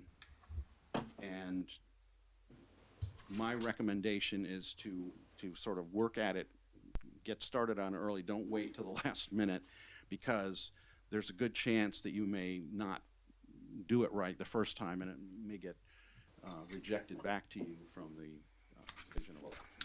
So I just thought I'd mention that. And also there was a I should mention is that there was actually an annexation bill that passed this year as part of another bill, a local government bill that prohibits you from requiring a referendum on or initiating a referendum on a zoning or on a land use change. But that bill actually, the main focus of that bill had to do with a court case out of a West Coast Florida city that had an area that it had annexed, and they wanted to de-annex from it, and the city didn't want them to, so they took them to court. And so anyway, this bill came as a result of that. But what this bill ultimately does is it makes it, I think, in my opinion, harder for an area to make use of the part of the statute, Florida statutes, that currently exists regarding contraction, which means de-annexation. Currently, an area could actually come before you and petition to de-annex from the town of Pembroke Park. And under current law, you would have to, if you deny it, you would have to give reasons for denying it, because it would be considered basically a quasi-judicial proceeding. This bill specifically says that it is now a legislative decision, which means you don't have to have any reason. But it does require you to do a feasibility study whenever you either annex something or de-annex something. So that bill did pass. Anyway, that's really all I have for now. I apologize for getting the report out to you all so late before this meeting. I only was able to email it yesterday. I did take some personal time after the session to spend with my family. And so after you've had a chance to look at the report, then 2 weeks from now, or however, whenever, 3 weeks from now, you'll have questions about different bills that I can answer. Or you can call me in the interim if you see a bill on the list that you have, that you're interested in or you want more information about. I'd be happy to provide it. Thank you. Does anyone have any questions to Dave? All right. Thank you. Thank you. Okay, and then I have one more. Timothy Watson, Public Affairs Specialist from the U.S. Small Business Administration. Are you going to talk about the loans available? Yes, thank you. Okay, I appreciate perfect. it for the introduction. Thank you, Mayor, Commissioners, as well as the City Manager for inviting me today to come and give a briefing of some of the options that we have through the Small Business Administration. So this declaration was created in response to the flooding that happened in Fort Lauderdale and throughout Broward County. The declaration covers also severe tornado damage, as well as the storms from the dates of April 12th through April 14th.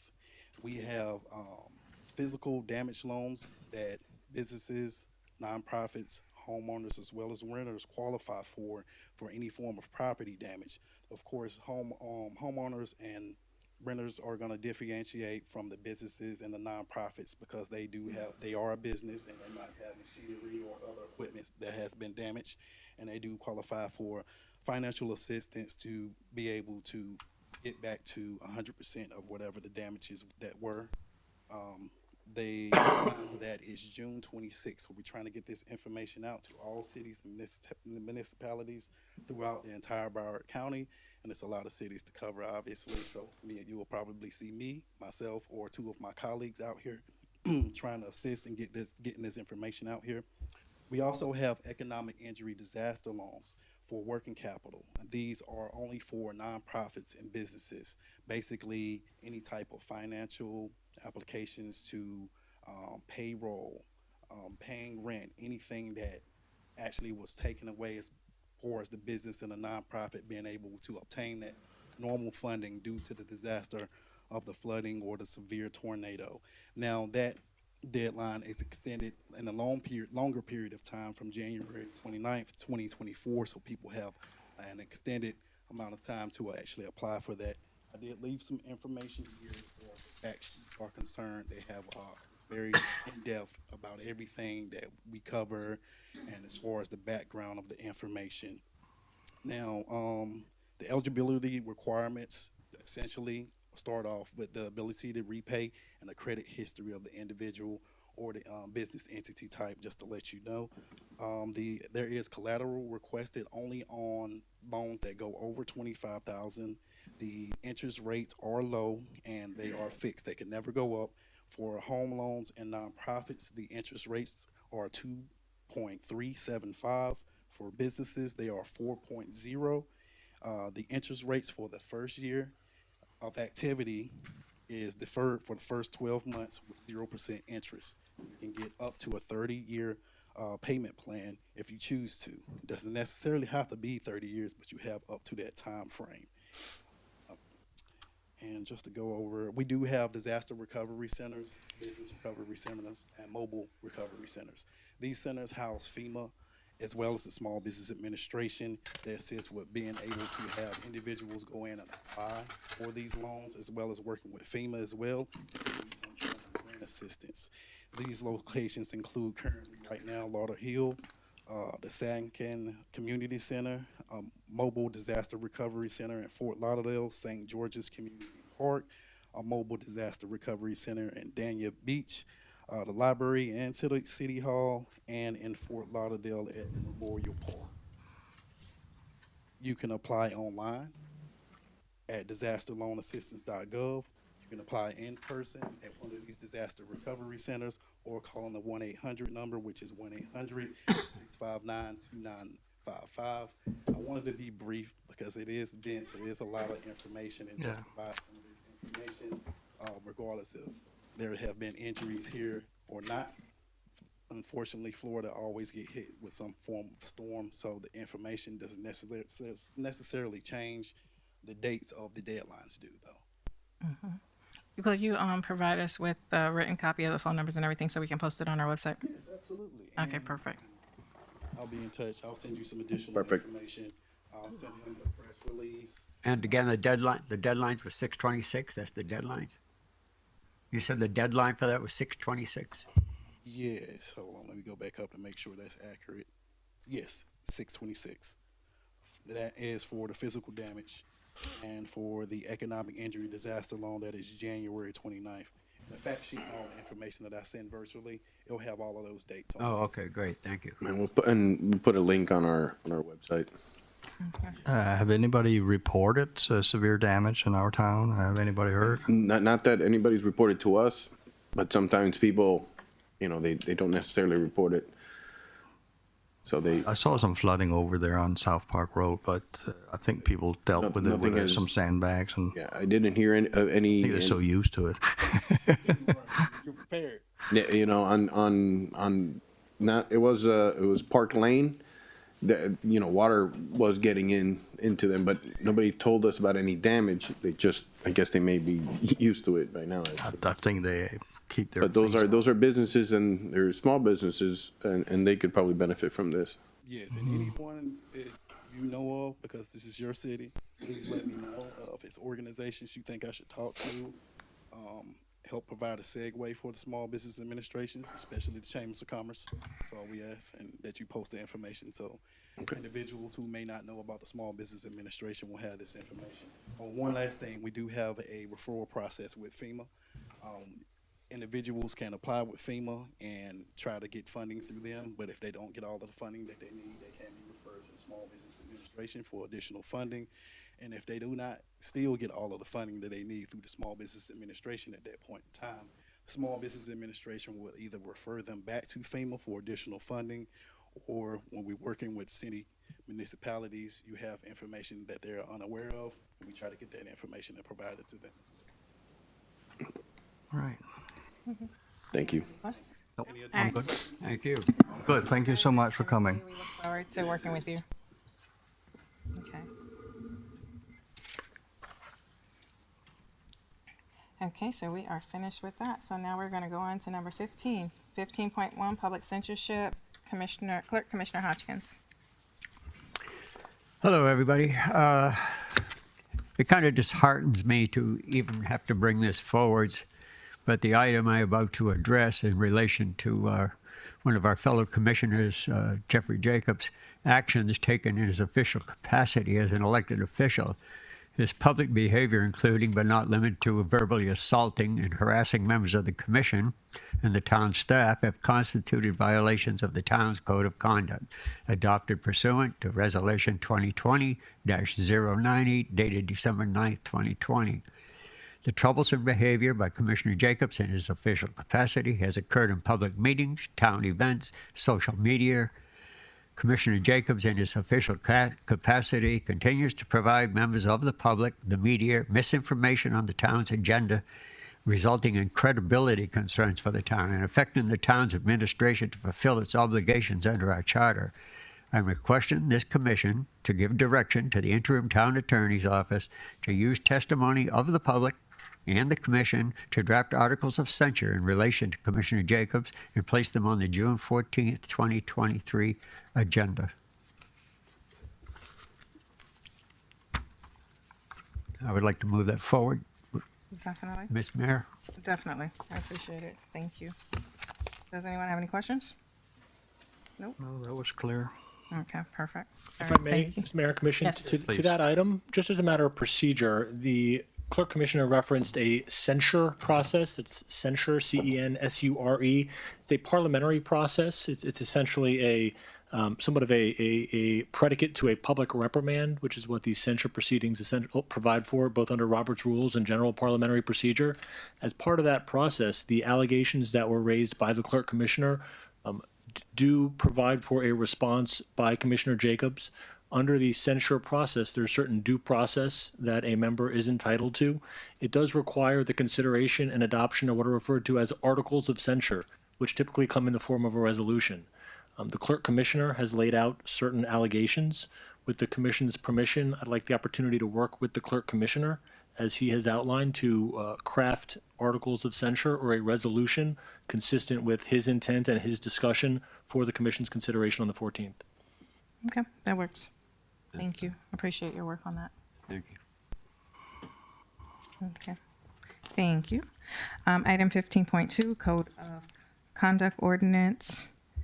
Everyone's seen this. We've been working back and forth with the Attorney Horowitz. There are some new provisions that we've added, and I would like to move this forward for first reading at the next meeting on the 14th. Does anyone have any questions on it? Can we move it to a later date because I'm not available on that, or? Well, it's going to take 2 readings to pass it. Okay, good. Okay, go ahead with your first question. Section B, Part 4.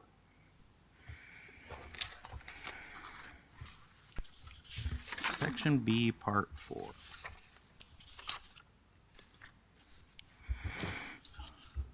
Okay, what's your question? What's it, E or B? I said B, Part 4.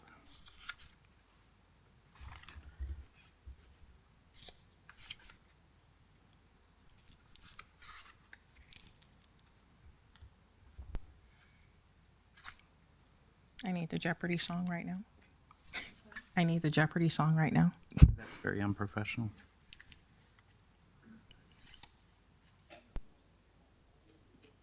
All right, let me read Part B, Part 4. Attempt not to, well, while you're bringing it up, it's on the screen, but I'm going to read it so that at least everybody else is familiar with it.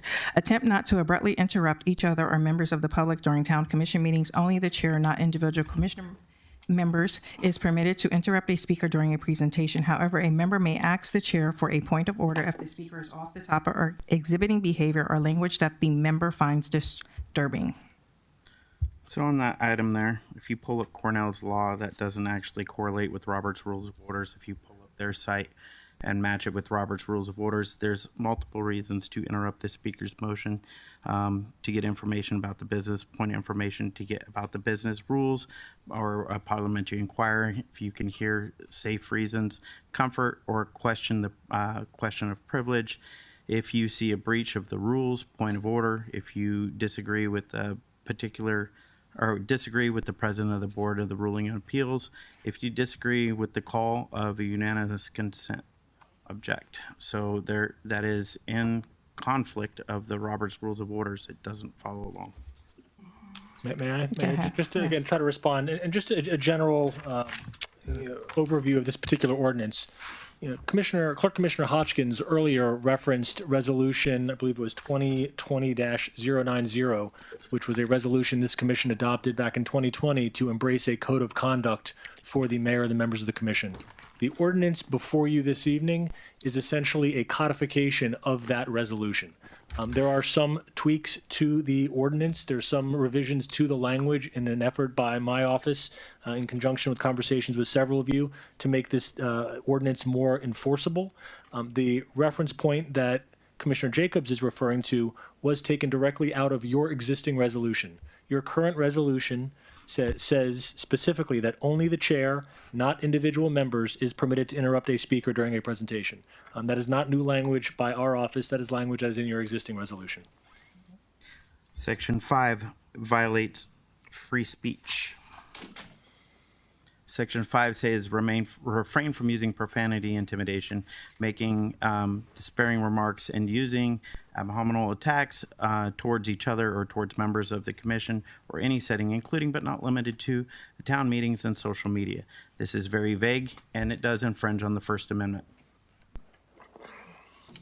You want to address that, or should I? I defer to you, Mayor. Again, Okay. So in order for us to have decorum and in a professional setting, most businesses do not allow profanity to be used, intimidation, which would open us up to a Title VII lawsuit using disparaging comments, the same thing, ad hominem attacks. That is not what people are here for. People are here to run a city, to make sure that residents have the services that they require, which is sewer, police. They are health and safety issues. That's what our job is. Our job is not to sit up on this dais and cuss each other out, to intimidate each other. You are not paid to do that as a elected official. You were not elected to do that. You were put in office. You took a position. You took an oath to serve the Constitution of the state of Florida, to serve the residents. That has no business or place on this dais. So that's why that's there. If you feel like you want to go out and run out and cuss everybody out, don't do it here. This is a professional setting. People are here to do a job, not to take abuse. I'll let you. All right, and I'm going to continue. Nope, stop. I still have the floor, and Horowitz our attorney would like to say something. That's why I'm deferring to him first. Thank you, Mayor. And I would only just add, from a legal perspective, our objective in this ordinance in its entirety was not to reinvent the wheel. Codes of conduct are very common in local government, particularly in this type of setting.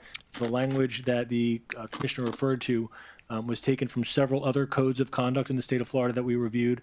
I do not have any concerns from a First Amendment perspective in the context of restricting profanity and intimidation in the setting that's described. Okay. Now you have the floor if you would like to add something else regarding this. You would think, as a bar licensed attorney, you would understand the legal definition of hostile work environment before you throw it out there. Hostile work environment actually includes race, religion, creed, color, sex, gender. It includes all of those. It has to include one of those to make it a hostile work environment. Me exercising my First Amendment up here and speaking out against government is not a violation of that and does not make this a hostile work environment.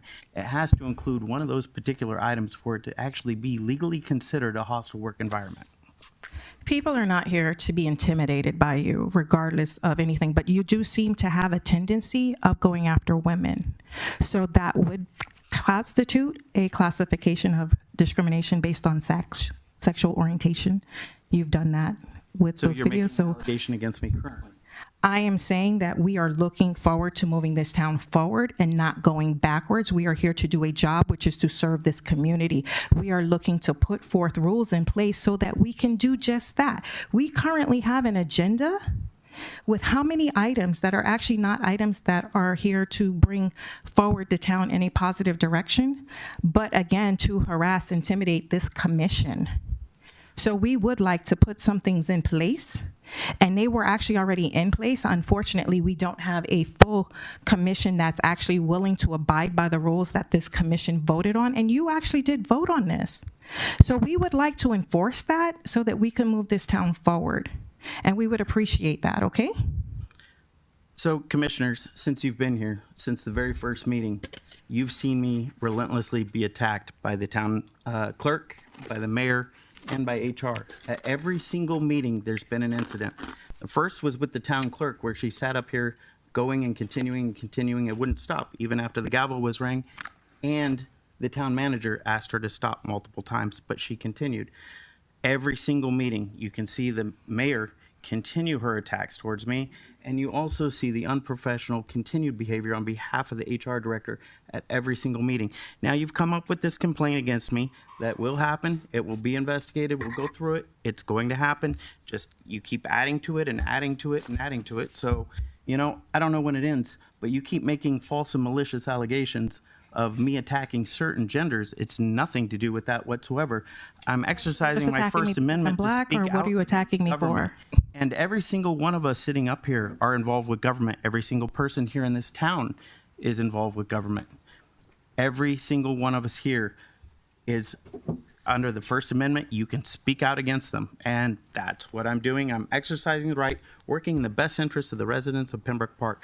Not only the residents, the business owners, and along with staff here that continue to have problems with certain individuals that are directors in this town. I think calling me names on social media is not a very progressive way to do things. Nor does it affect the business of getting the city moving forward in the direction of what we are actually paid to do. I think it's rather alarming. You guys are more concerned what I do in my personal life and on my social media accounts than what actually happens. No, we're not. When you mention this commission and members of it, it does count. That was in response to a post you made on my social media page. I asked you to answer a question, and you didn't answer the question. You just went on this rant and started calling me names and stuff. And I have the video of it and everything. So Okay. So when my attorney files the suit against you, you'll see it. Look forward to it. Free speech does not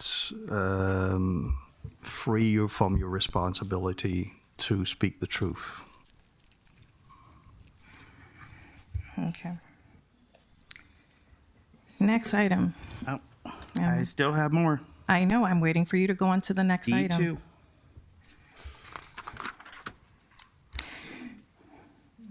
You want to read it? D2, the town commission appoints individuals to serve on boards, and it is the responsibility of the boards to follow policies established by the town commission. Board members do not report to individual commission members, and commission members shall not threaten board members with removal if they disagree with the commission member about an issue. Okay, so what boards are you specifically referring to when it comes to this? I'm going to defer to you. Again, Mayor, this language was taken directly out of your resolution that was adopted in 2020. I don't know the context by which the resolution was adopted. I was not here at the time, but this is language that is in your existing resolution. Okay. What does it apply to? That's what I'm asking. What boards? Specifically does it apply to? I guess Planning and Zoning Board, Yeah, any advisory boards that the city has in place. I know that there is planning and zoning. We have charter review, which is now on its last breath, so to speak. But any other advisory board in the town, this would apply to. Okay. E3.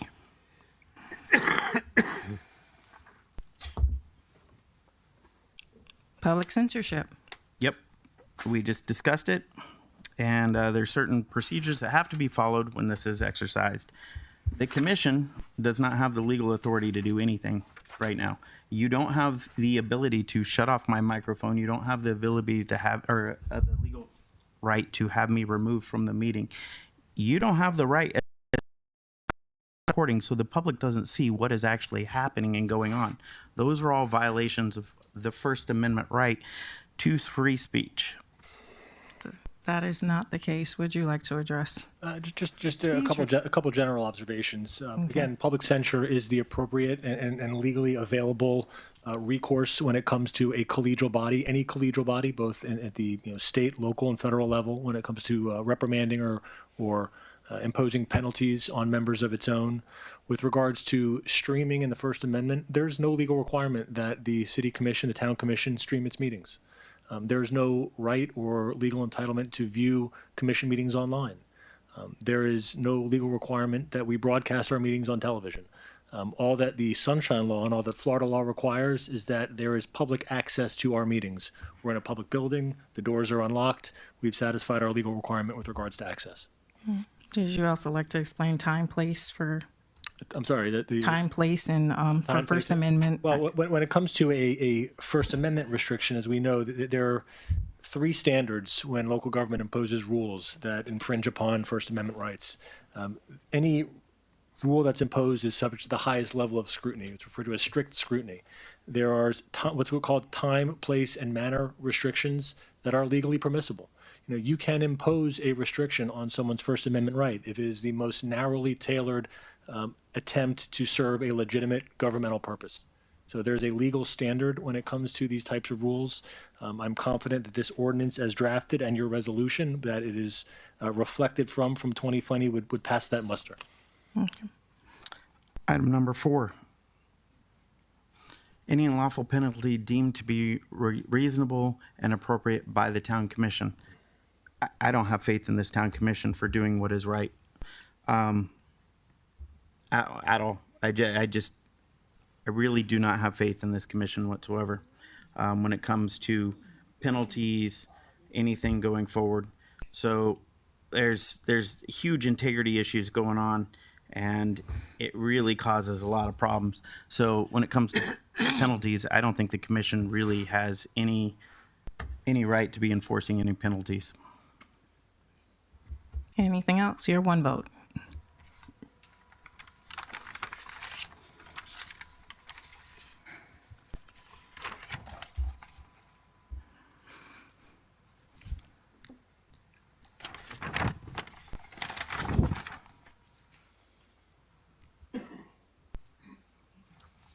Nope, that's all I had on that item. All right. Are there any other comments or concerns or discussion regarding the Code of Conduct ordinance? If not, I would like to see that for first reading on June 14th at 7:00 p.m., 7:01. 15.3, adopting Robert's Rules of Order. Is there any discussion? Should be a line item. This is going to be an ordinance. Mayor. So Okay. it's going to have first reading at 7:01 on June All right. 14th. So, or is there any discussion? If I may, on I this was item, reading Mayor, something. Oh, sorry. just very quickly, if I may, the commission at its special meeting that convened at 5:30 this afternoon adopted a resolution to embrace Robert's rules, which was somewhat of an interim step as a predicate to this ordinance. The resolution includes some additional language that was beyond simply what Robert's rules provided. Mayor, you also had added some additional backup to the agenda this evening, which is referenced as the commission procedures from the City of Allen.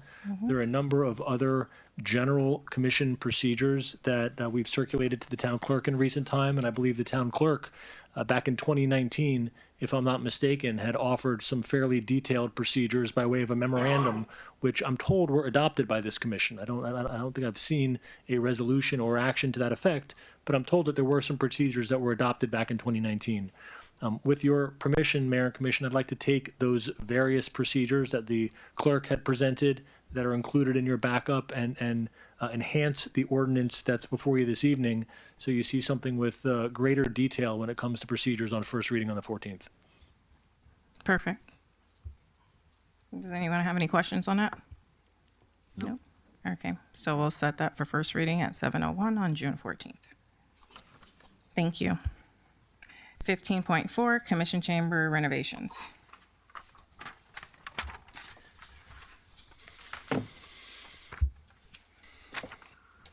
Good evening, everyone.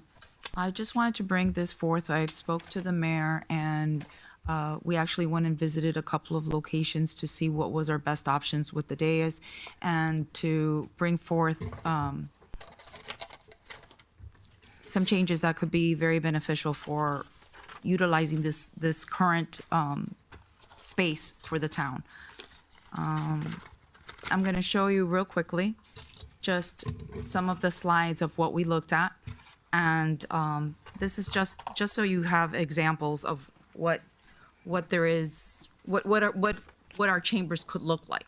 So real quickly, I'm just going to show you these slides, and you do have them on the agenda as well. I can also forward you the PowerPoint presentation if you'd like, but I just wanted you to see the different ways that daises are established and the format. Now, this is the one that I feel that our town would best benefit from, because it has up there the 5 seating arrangements. It has the 2 tables on either side that we'd be able to put the manager and the attorney, or the manager and the assistant, or the attorney and the clerk, whatever, combination. But that would give 2 tables on either side, just very similar to what we have now. And it also would give us a better podium than the one we currently have. The chairs would be stackable, so you could actually remove all that and have it to do whatever you want in this location. That gives us also access for if they want to do some type of events, if you want to do some type of training or anything like that. Now you'd have a better, you'd have a more workable commission chambers, which we don't right now. I provided you, again, these are just examples, so you see what your opportunities are and the cost. I submitted to you several different options on chairs, and now I'll go over the numbers. Previously, I obtained a quote, and one of them was for $163,688.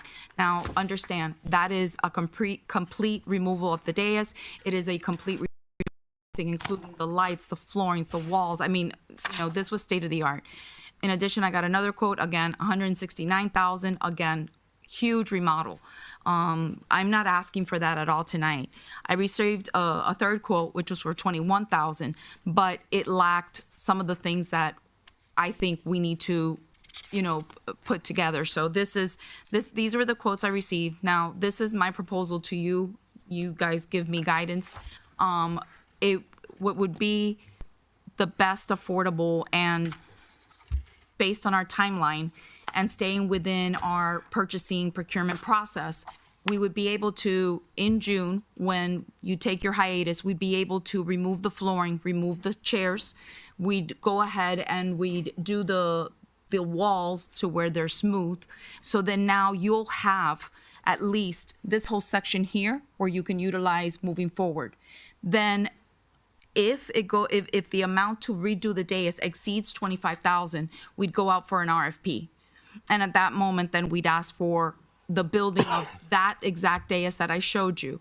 The dais will also be coming out for like another foot and will go down. So you'll have more room here and it'll be a foot towards the center so that you have more room in the back as well. Because that's all things you don't have now. This part here would be a little elevated, and so that then you have also, you know, we saw it, and it was so much helpful to see that barrier there. So I already have 3 quotes coming in from 3 different contractors where I've shown everything to them. Once I get those quotes, I'm going to provide them to you. And we'll go from there. I am recommending option 2 would be to not do anything in the summer and then put out an RFP. But again, that's going to hold us up for another whole year, which I'm hoping that we get some of it at least done in this summer and then finish it off in December. And the third option is to find some kind of compromise between both 1 and 2. So I want you guys just to think about it. I'd like to put it on for the meeting, and what I would like to propose is not to exceed 80,000 for everything. Marlon, I'd be a little concerned about the timelines because I've been just my office upstairs. They've been a month, and all they got done is the tile on the floor. Yes, sir. I understand. That's why I'm saying to you that I will have everything lined up after the June meeting. In other words, I'll have all the contractors, and it's not that contractor. It's not. And the work that I'm describing for the summer doesn't require any permits because it's paint. It's basically spackling and removing of the carpet and chairs. That's why I feel that we'll be able to do it in the 2 steps. That's why I'm not recommending right now to completely remove the dais, although I would love to, but based on time, based on monies, I think that.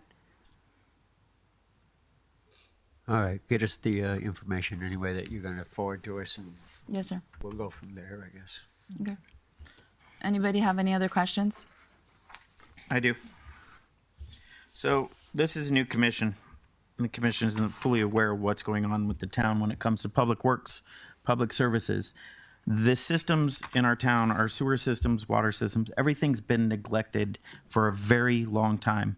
Our lift stations are failing. Every single one of them is in need of repair. Everyone's complaining about the cost of the police department. All these complaints are lift station. We have sewer pipes that are still asbestos pipes here in the town. We have one that's collapsed twice, which cost us approximately $110,000 for 2 collapses for emergency repairs. That whole pipe needs completely replaced. We have a lot of infrastructure problems here in the town.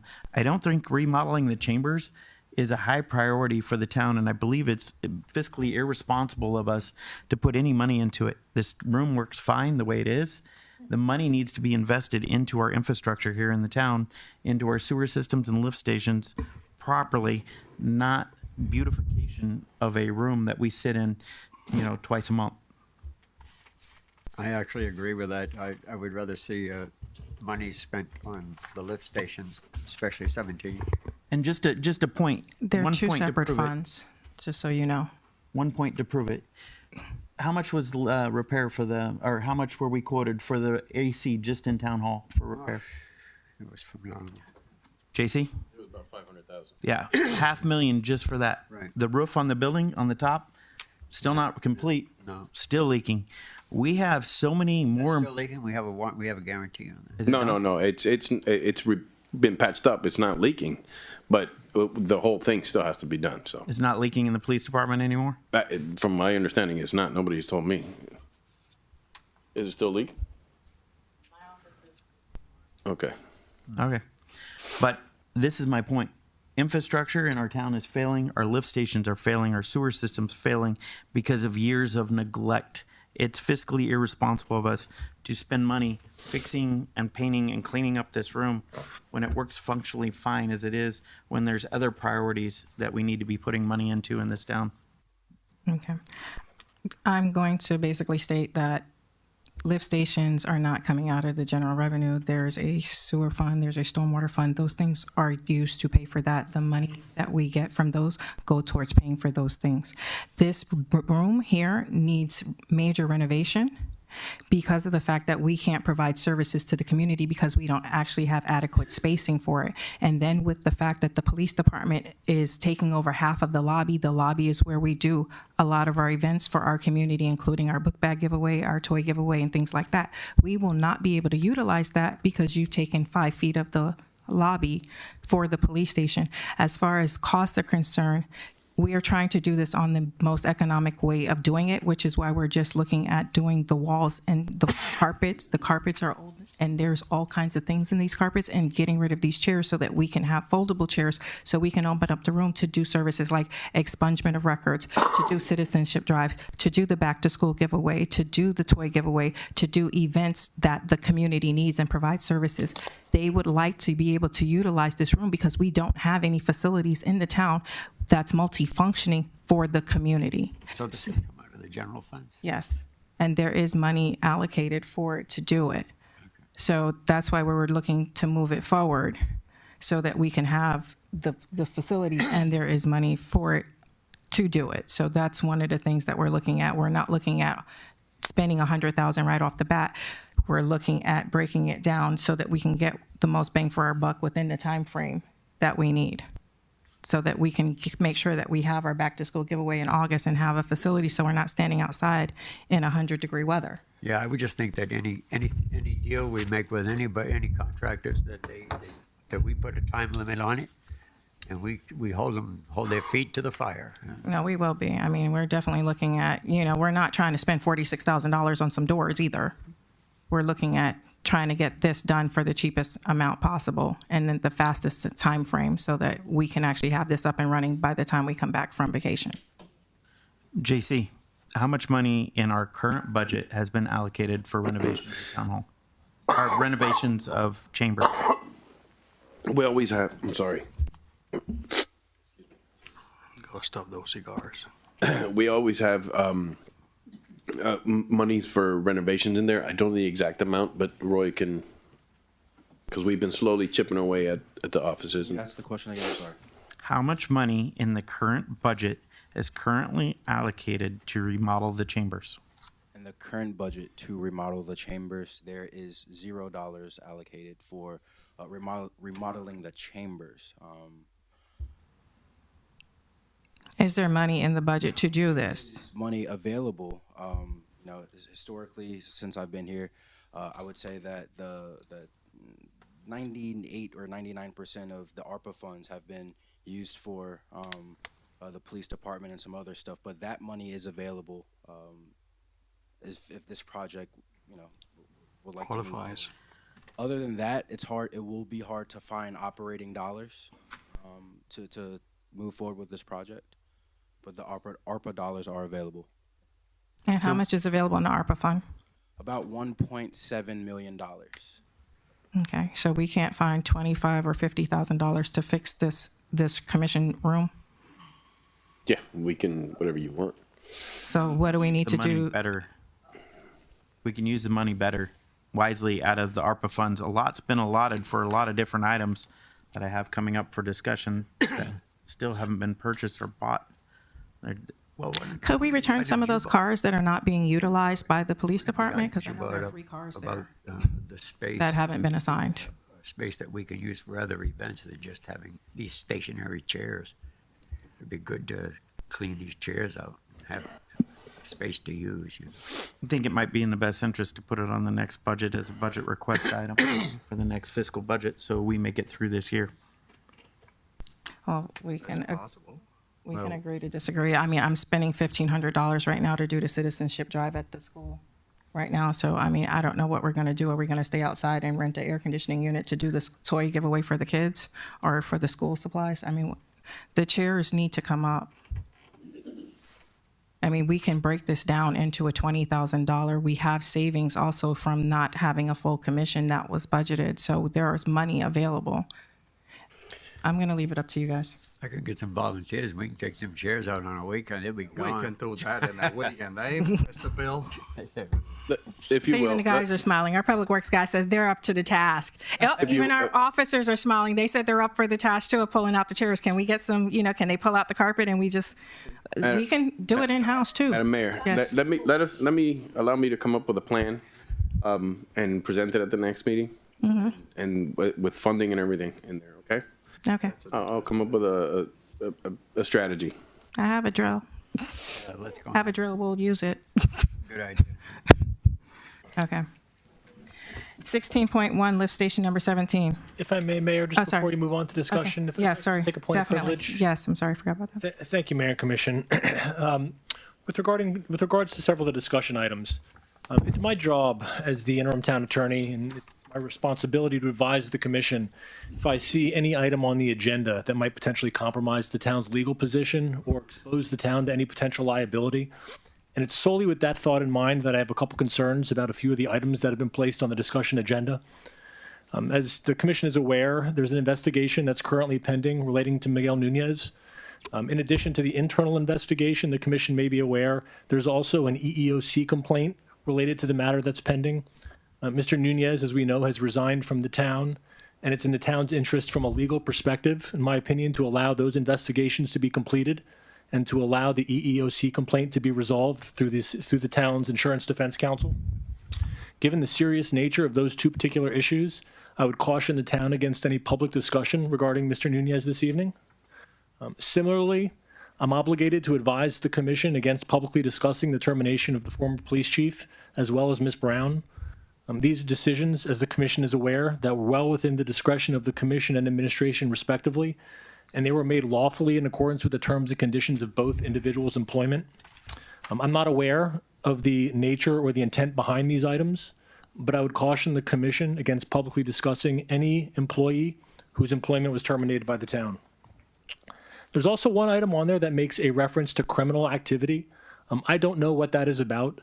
I'm not aware whether there's any pending criminal investigation or any other matter that involves the state attorney's office or any other law enforcement agency, but it's a general practice. I would caution the commission very strongly against publicly discussing any pending criminal matter. Again, I'm not aware of anything that is currently pending, but when I saw that item, it did stand out. So I wanted to make the commission aware and provide that general caution. I also just wanted to state for the record, I hope that the commission appreciates that, my office and I, we have no politics and no history with the town. Our sole intent and my sole intent in sharing these comments is to protect the town's legal interests. And that is the sole objective that I have in mind. That's my ethical responsibility under the Florida Bar Rules. That's what you pay me and my law firm to do, and that's my continued professional commitment to you and your colleagues. So I offer that to you just as a predicate to the next several items on the agenda, Mayor and Commission. Thank you. Okay, thank you. Myself and the attorney have had multiple discussions, not in depth on what we're talking about here, but we have discussed these, and I will proceed cautiously with everything I go forward with. And I'll also say, if I may, I shared my comments with Commissioner Jacobs privately before the meeting. I felt as a professional courtesy, he was entitled to hear what my concerns were, and he and I did have that conversation. Okay. Lift Station 17. Lift Station 17, if you're unaware, oversees Watkins Elementary School. If that lift station finally collapses, which it's going to at some point, we're going to lose the entire elementary school. And then we're going to have a K through 5 group of kids with no school to attend. Long before I was elected in 2019, that lift station was being held together with Band-Aids. As JC and myself went up to Tallahassee to try to get funding for this lift station, it's $1.7 million.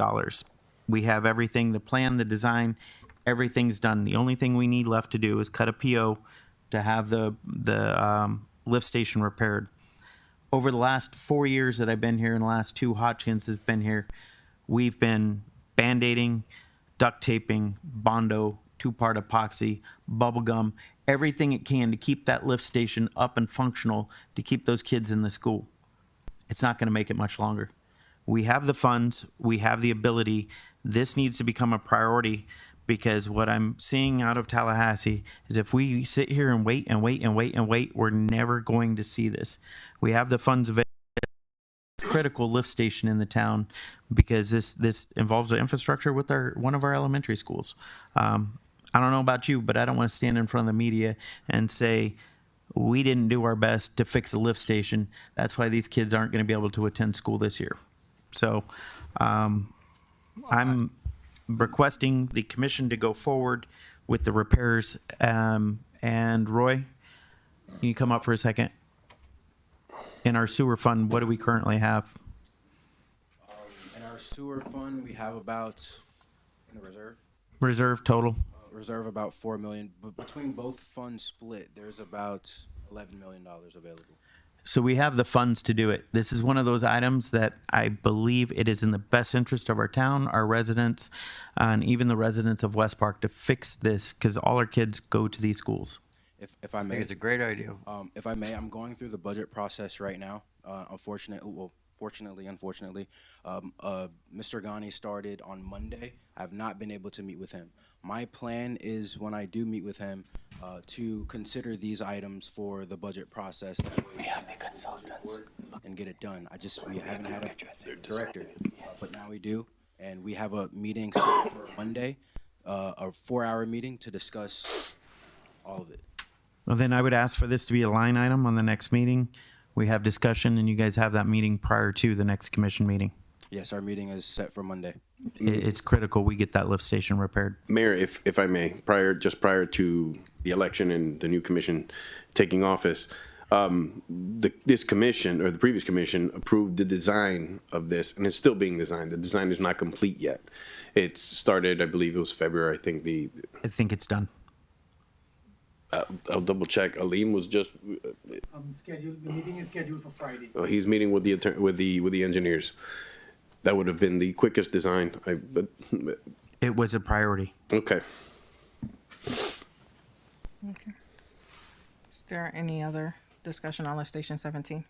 No, we can move No, that I think we can move that forward with our new public service director. He can take care of that. He has all the experience. So, yeah, let's get it done. Yeah, he's going to work on that and also work on getting rid of those stormwater that's flowing into that lift station that's keeping it running consistently. So that way we won't have the next new lift station they're running at worn out constant from- capacity. So, okay, thank you.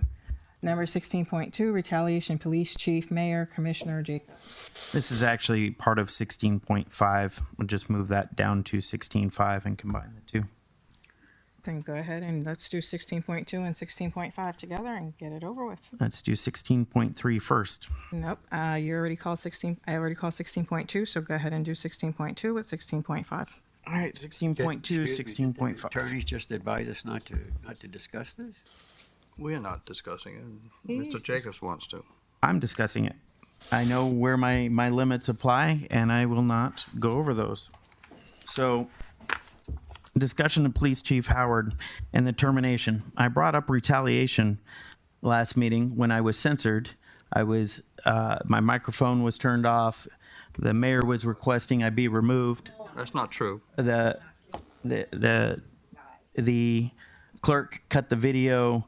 Okay, so I didn't get the chance to finish with what I was trying to tell you, that you haven't got the full picture, the full story as the commission.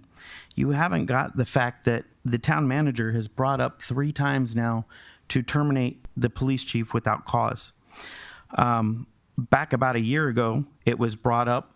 A personal matter was brought up on the dais by our former HR director, our former town attorney, and our town manager. As a result of bringing up something that should have never come before the commission, I told all 3 of these individuals they should consider resigning. I did bring that up. So not getting the full truth is just like a lie. Not getting the background on everything that's going on. There were 3 attempts to terminate him. and there was no cause. You know, there was no reason to do that. She all voted for it. And Hodgkins, you hesitated.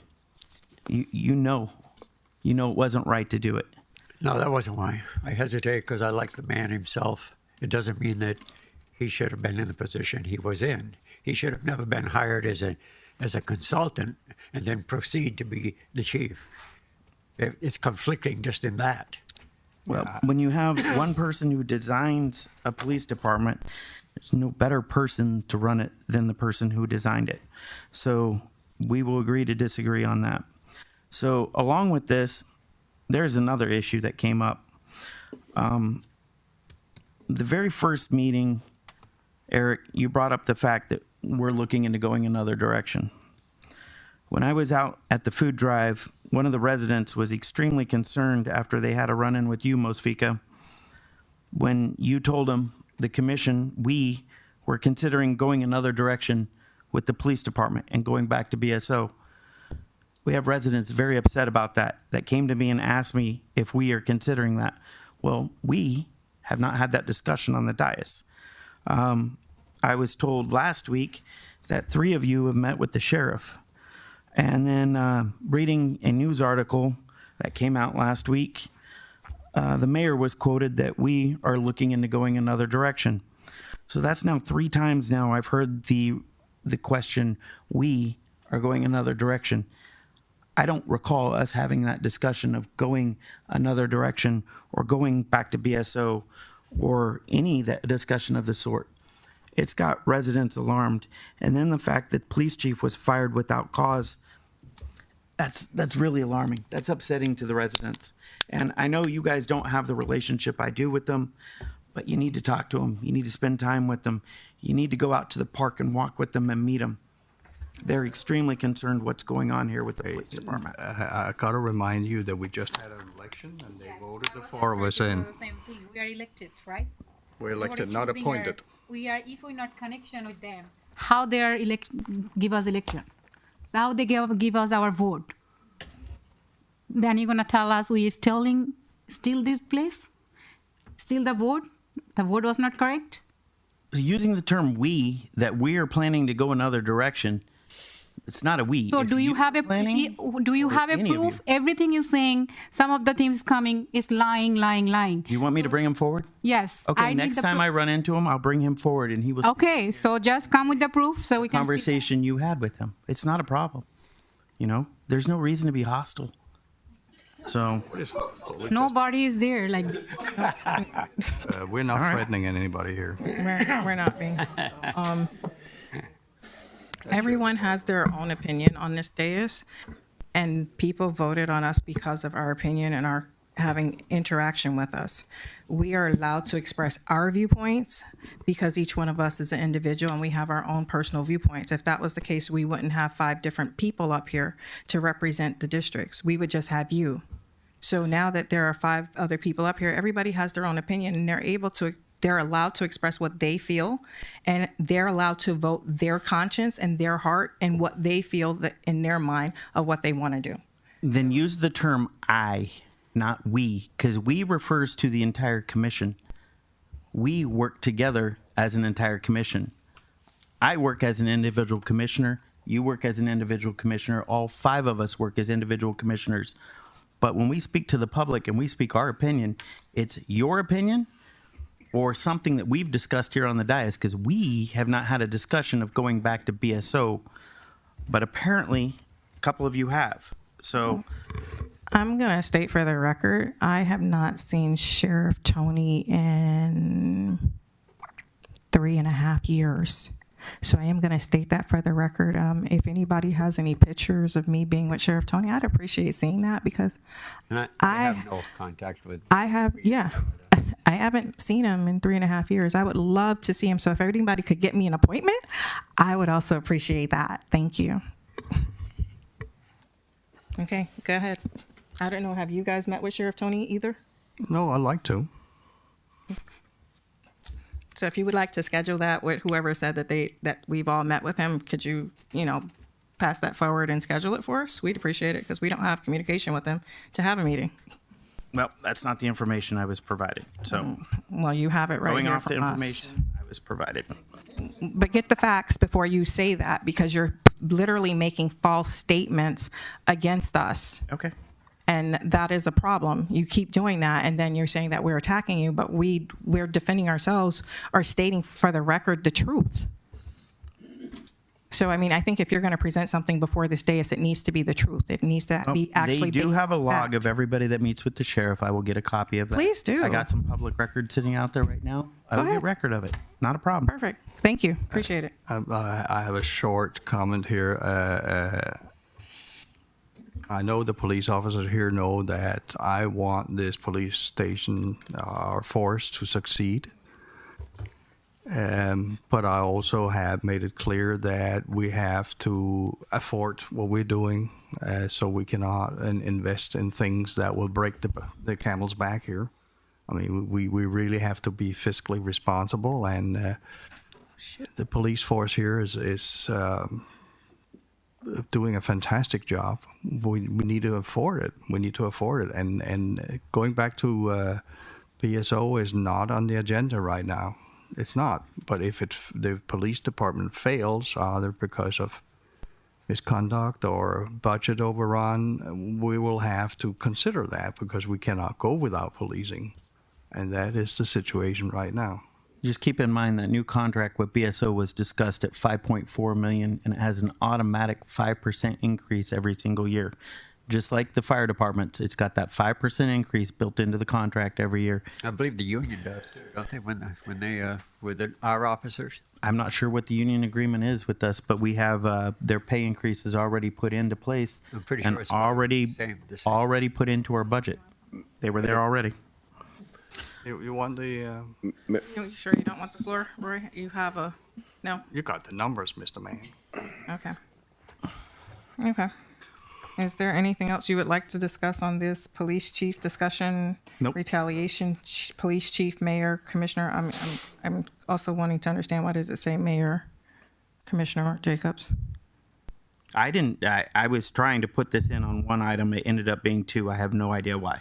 Okay. So it's not related to me. Is that correct? I don't know. I'm just asking. I'm telling you, I don't know. Okay. Okay.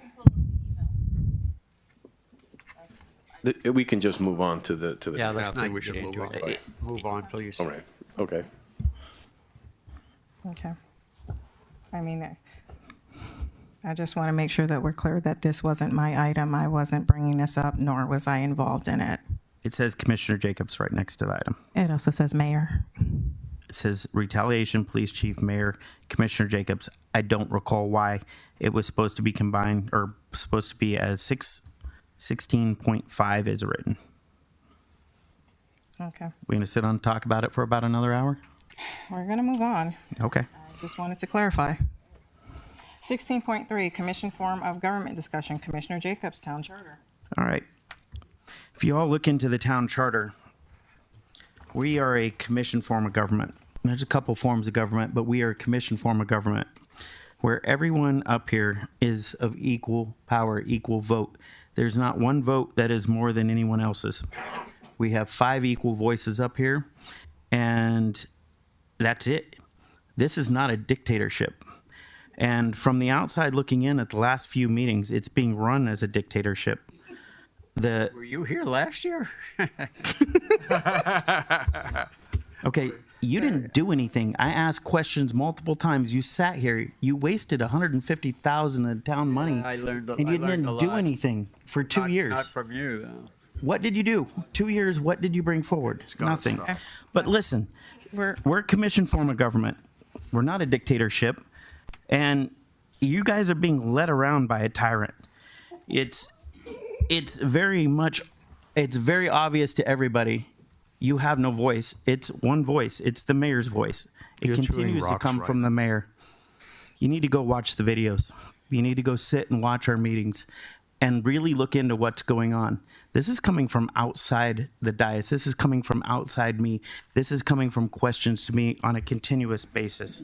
So you all need to do your own research when it comes to items. You need to really look in and dig in, and then you will know the truth behind a lot of things that are going on in here, because you're not getting the full picture. You're not getting the full truth. Part truth is just a lie. It's not the full truth. You only give you part of the picture. So you need to understand the full picture going forward. And, you know, I've been removed from everything. The emails, I've been removed from all the projects that I was working on. I've been removed from every single item up here. Y'all should see that. See it, but you don't. So, all right. I'm done with this item. Okay. So I'm going to address that comment there. Everyone up here on this dais has an equal voice. We have to show each other respect. That's something that has not been happening in the last couple of meetings. That also didn't happen for the last 2 years when I wasn't the one running this dais.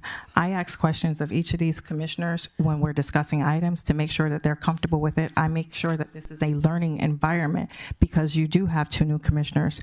There is no dictatorship or tyranny running on during my administration. I ask questions. You, however, continue to talk over everyone, and if it's not your way, you continue to try to bully these commissioners. If you've noticed the vote, there has been 4-1. I did not vote for the CSA cars because of the fact that the cars presented at the workshop were not the cars that were presented at the commission meeting that we voted on. They were 2 completely separate items. And as you can see, there was a 4-1 where the 4 of you guys were for, and I was the outside. So there, if you have a 4-1 and I'm the one that's the one, how am I sitting here enforcing my will on other commissioners? That's kind of like, you know, an oxymoron. So with that being said, if any of the commissioners feel that I'm bullying them, which I don't really have a bullying bone in my body, oh my gosh, you know, I would appreciate if everyone comes and says something to me, because I try to make sure that everyone has an equal voice as long as we're not being ran over and having things prolonged after everyone has made up their mind in order to have their mind changed by someone on this dais. Is there anything else on that item? Okay, then we're going to move on. Is there anything you want to discuss on 16.4? Yes. 16.4, Miguel Nunez. I want to know where we're at, where the town is going, what's still pending on this, why. I think that's an HR issue, and that's an internal issue that should be discussed with HR. We're using tax dollars for an investigation. The investigation isn't complete, if I'm not mistaken. When it is complete, I guess it will be brought before this commission. But right now, as long as there's an open investigation, we're not at liberty to comment or discuss that item. So that's the question I'm asking. Is the investigation continuing? I know there's another EEOC one that's out there. I want to know where we're at, where we stand in the town on this. Mayor, may I respond? Yes, you may. As I said from the outset, you know, there is an investigation pending. It's an HR investigation that's being pursued consistent with the investigation policy that this commission adopted. The town has engaged an outside investigator. She is in the process of completing her assignment. We anticipate having a final report, if not by the end of the week, hopefully by early next week. Okay. In the second adjunct component of that discussion, there is a pending EEOC complaint.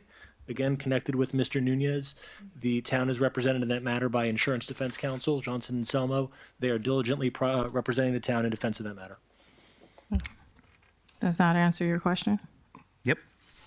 Okay. Was that information not relayed to him prior to this meeting, that the investigation was still open, so that it wouldn't be an item for discussion here? The investigation is still pending. But, I mean, was that information relayed to the commissioner? It was communicated. Okay. I just want to make sure that that's clear, so that way we're not having these issues of items that are internal being brought up on the dais when they're incomplete.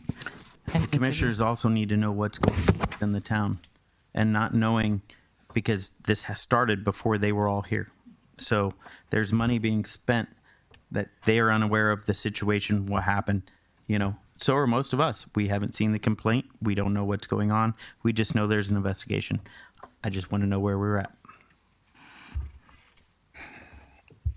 Okay. Next item, 16.6, termination of Joy Brown discussion. All right, this one really bothers me. Joy was a employee here for almost 4 years. She's been in the police department for 2 years, 3 months, and she's worked really hard. She was the heart and soul of the police department. She was the core that kept us all organized and kept that department going forward. She was let go the very next day after the chief was, citing probation. Thing is, her title hasn't changed. It stayed the same. She filed for leave prior to, and then relieved of her position shortly thereafter on the same day, or the day after the police chief was let go. Thing is, we gave her the extra title of accreditation, and she's done nothing but worked hard to get that certificate to be able to accredit our police department. She's, as far as I know, completed it, but there was no reason for her to be let go on a probation issue. I see this as HR is getting us into another legal situation. I still stand by my statement before that the HR director needs replaced. I've said it several times. I've said it to the manager. I've said it on the dais. It's getting the town into a really bad position. That's all I have to say on that. Okay. 16, is there any other discussion regarding that from anyone? Nope. Okay. 16.7, criminal activity discussion, Commissioner Jacobs. All right.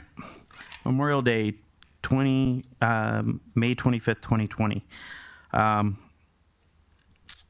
sure you all have seen it. If not, the IT director made sure everybody had that video available to them of the town manager or town mayor at the time attempting to break into an office. There was a cell phone that was removed. I'm making sure you guys are all aware because there's more coming down the road with this. A cell phone was removed from the town, also 2 boxes with unknown documents or whatnot in it. The cell phone was from an employee that sent child pornography to another employee. We were blindsided with this when the media came here into town. You were part of it.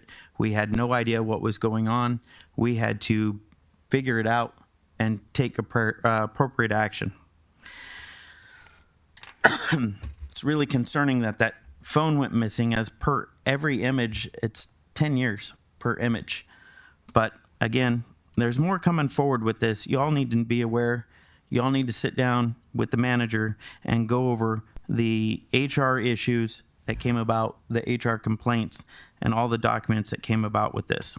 So I know the mayor is continuing to attack me up here for thinking that I was the one who did all this, but I didn't do anything to you. Employees filed complaints against you with the OIG. The town clerk did. Everyone else did. I was not the one that did any of that, but you continue to sit here and attack me. I was the one that sued you, yes. And this issue right here is going to come back up before us again. And I want you guys to be aware and be prepared for when it does come back up, that you know the background and you know the story and you know what's going on with it. Because if you don't, you're going to be blindsided and have no idea what's going on.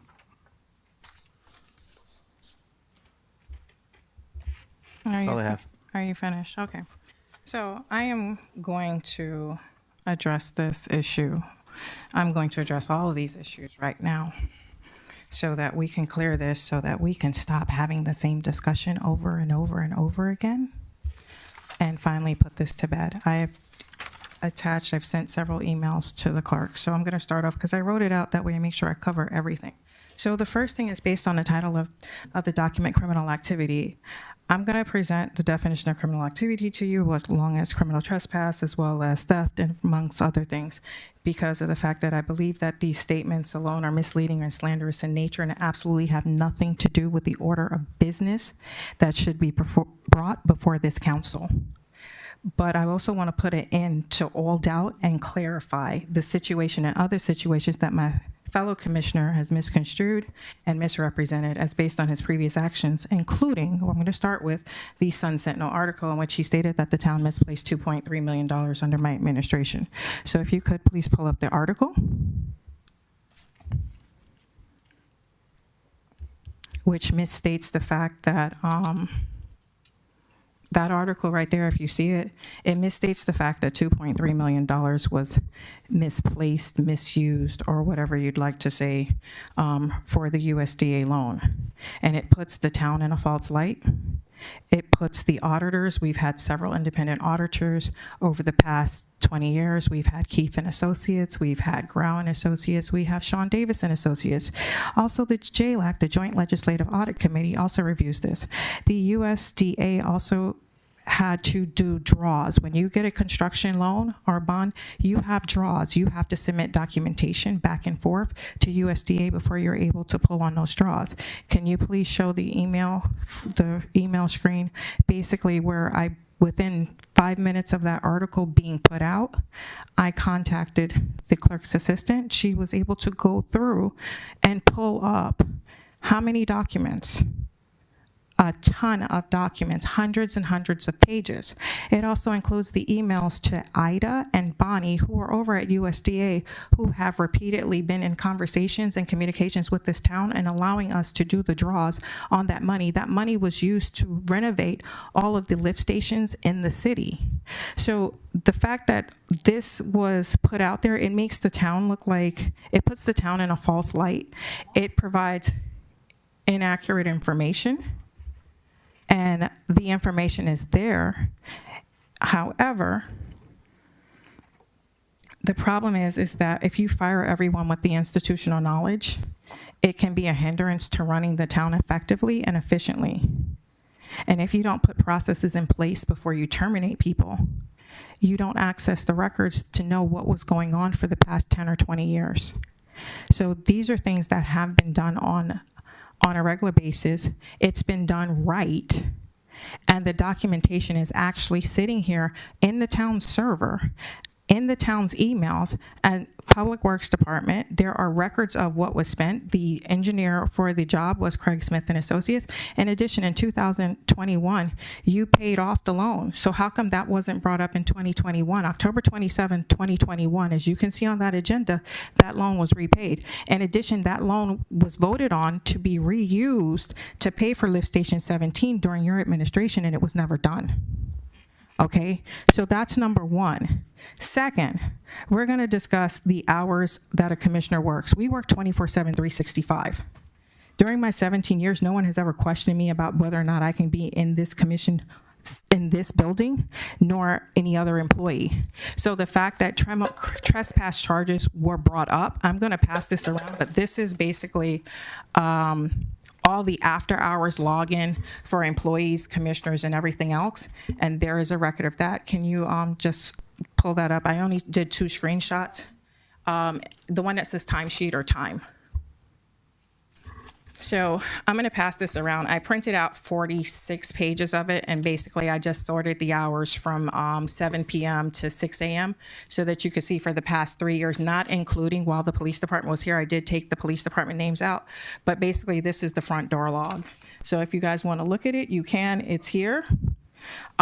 Your access cards are available to let you into this building, and the fact that trespass charges was filed with BSO regarding me being in the building on Memorial Day, and for there to be an implication that I had no authority to be in the building on that day, I just wanted to put this into the record, which is basically the badge clock-ins of people, employees, staff, commissioners coming in and out of the building. So I do want to put that on the record, because I've never had an issue with anyone saying, hey, don't go upstairs and paint the 3rd floor the day before BSO was coming to rent out the 3rd floor at 3 o'clock in the morning with my 80-year-old father. I don't have anyone complaining about the fact that for 4 years I've cooked for the food giveaways for the health fair in November, and I've been here till 5 o'clock in the morning cleaning 120 pounds of chicken to make sure that our residents have food during the health fair that's healthy. nutritious while saving the town money, because had we catered the event, it would have cost us $7,000 to $10,000, but us cooking in-house has cost us $1,500. So saving the town money, I've had no complaints with anybody over the past 17 years about me being in this building after hours. Our commission meetings go till 9, 10 o'clock at night, which is after hours. You have other cities where the commission meetings go to 2, 3 o'clock in the morning. Are you telling everyone to leave? Because it shouldn't be an issue of hours or on a holiday. But to clarify what happened on that day, I was in this building making copies of the agenda because we had a 768 page or 738 page agenda package along with 184 applicants. 2 days later was the commission meeting, and I apologize for having bad eyes, but I cannot look at 768 pages on a computer screen, which is why every commission meeting you see me with a printed copy of my agenda so that I can read it. I apologize for having bad eyes, but I can't do anything about that. So I need paper copies. I'm going to continue on with this. With numerous times my name has been attacked. I've had employees who have said things about me, including the fact that I went to law school from 2006 to 2010. I had the OIG basically state from some former employee, and I don't know if you had anything to do with it or not, but the employee stated that she helped me with law school. She started September 6, 2011. I went to school from 2006 to 2010, and I took the February 2011 bar. That information is public record. So there seems to be a number of misconstrued information that's occurring now that did not occur during those past 17 years when I was an elected official under the previous administration.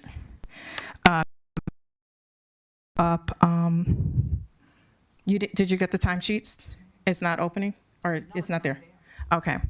Well, there's a hand copy here that you can add into the minutes for that. I pulled up during this campaign, I've had numerous people tell me that I had 3 felonies. Can you please pull up the FDLE? As you can see there is no activity on my name. I've never been arrested. I've never been charged with anything, and I don't appreciate the fact that it's been told to numerous residents that I have been charged, that I have 3 felonies, or anything else for that matter. Okay, so I would like to put that on the record to show that, because of the fact that it keeps going on and circulating, that I want the record clear. Okay, I have not stolen anything. I have not trespassed anywhere, and I don't appreciate the implications that's constantly being put out here, because that is slander and defamatory statements that are made against me. Now, if this continues to occur, I will be filing suit, because of the fact that even on this agenda right now, it says criminal activity discussion, which is implying that a crime has occurred. I have not committed any crime. I've never been charged with a crime. And I don't intend to have any crimes charged against me, because I don't do anything wrong. I try to live my life to the best of my ability. I have a law degree.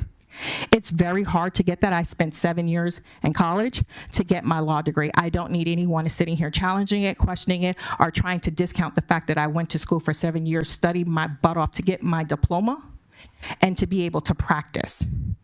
So I would appreciate very much if this ends today. This commission was not put on this dais to sit here. And in 2023, there were 3 people elected to this dais, which means that there were people in this city who actually voted for us. So the fact that we're going back and forth and rehashing old garbage and frivolous statements needs to stop. These 3 commissioners here were voted on by the residents of Pembroke Park. We have a duty to those residents. So also the fact that the statements keep getting, oh, people were voted on that never made it to the election, never made it to the polls, never were put on a ballot for Pembroke Park, needs to be stated truthfully and clearly for the record. There it is. Those are the 3 names there. And that's what I'm going to say on that issue. So again, please stop speaking falsehoods. We need to move this commission forward. We need to stop living in the past. There's a lot of problems that need to be fixed, and we need to fix it. With that, I hope there are no more questions, and that there are no more discussions regarding this frivolous stuff. Secondly, I am going to clarify one other thing, because I'm a little concerned right now, which is with the where is it? You stated on the record at the last commission meeting that my son's father was stopped for having a tag and conversation was had. I did the public records request requesting both the dispatch information, what was the reason for the stop and everything else. Could you please pull up the public records request and the license plate?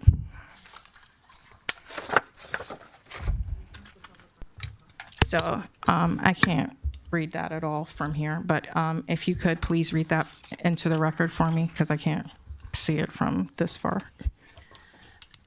After a review of the public records request, the following information was determined. Please keep in mind there are officer Bill of Rights under Chapter 112 of the Florida statute that have governed how some of this information was obtained.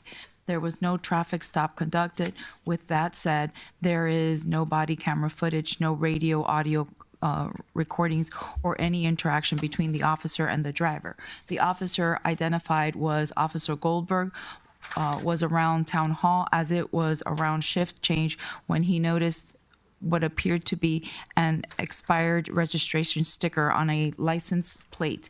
The vehicle pulled into the Town Hall parking lot as Officer Goldberg ran the tag in the FCIC NCIC database. The database automatically runs the registered owners for plate. The vehicle pulled into the Town Hall parking. Oh, sorry, my apologies. Owners for license and warrant information. The driver came back as having a suspended license for failing to pay a traffic fine. The vehicle pulled into the commission chambers entrance, and Officer Goldberg saw a passenger exit the vehicle and make her way into the chambers. Officer Goldberg realized the passenger may have been a commissioner, and he notified his supervisor, Sergeant Allen. Sergeant Allen told Officer Goldberg he believed, based on the description the passenger dropped off may have been the mayor, and he would notify then Chief David Howard. In the event there were questions, David Howard notified Major Donovan, who in turn informed the mayor of the information. A copy of the data showing the driver's license suspensions is available to the driver at his request.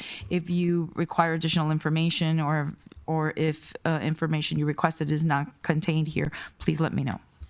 Show the tag, please.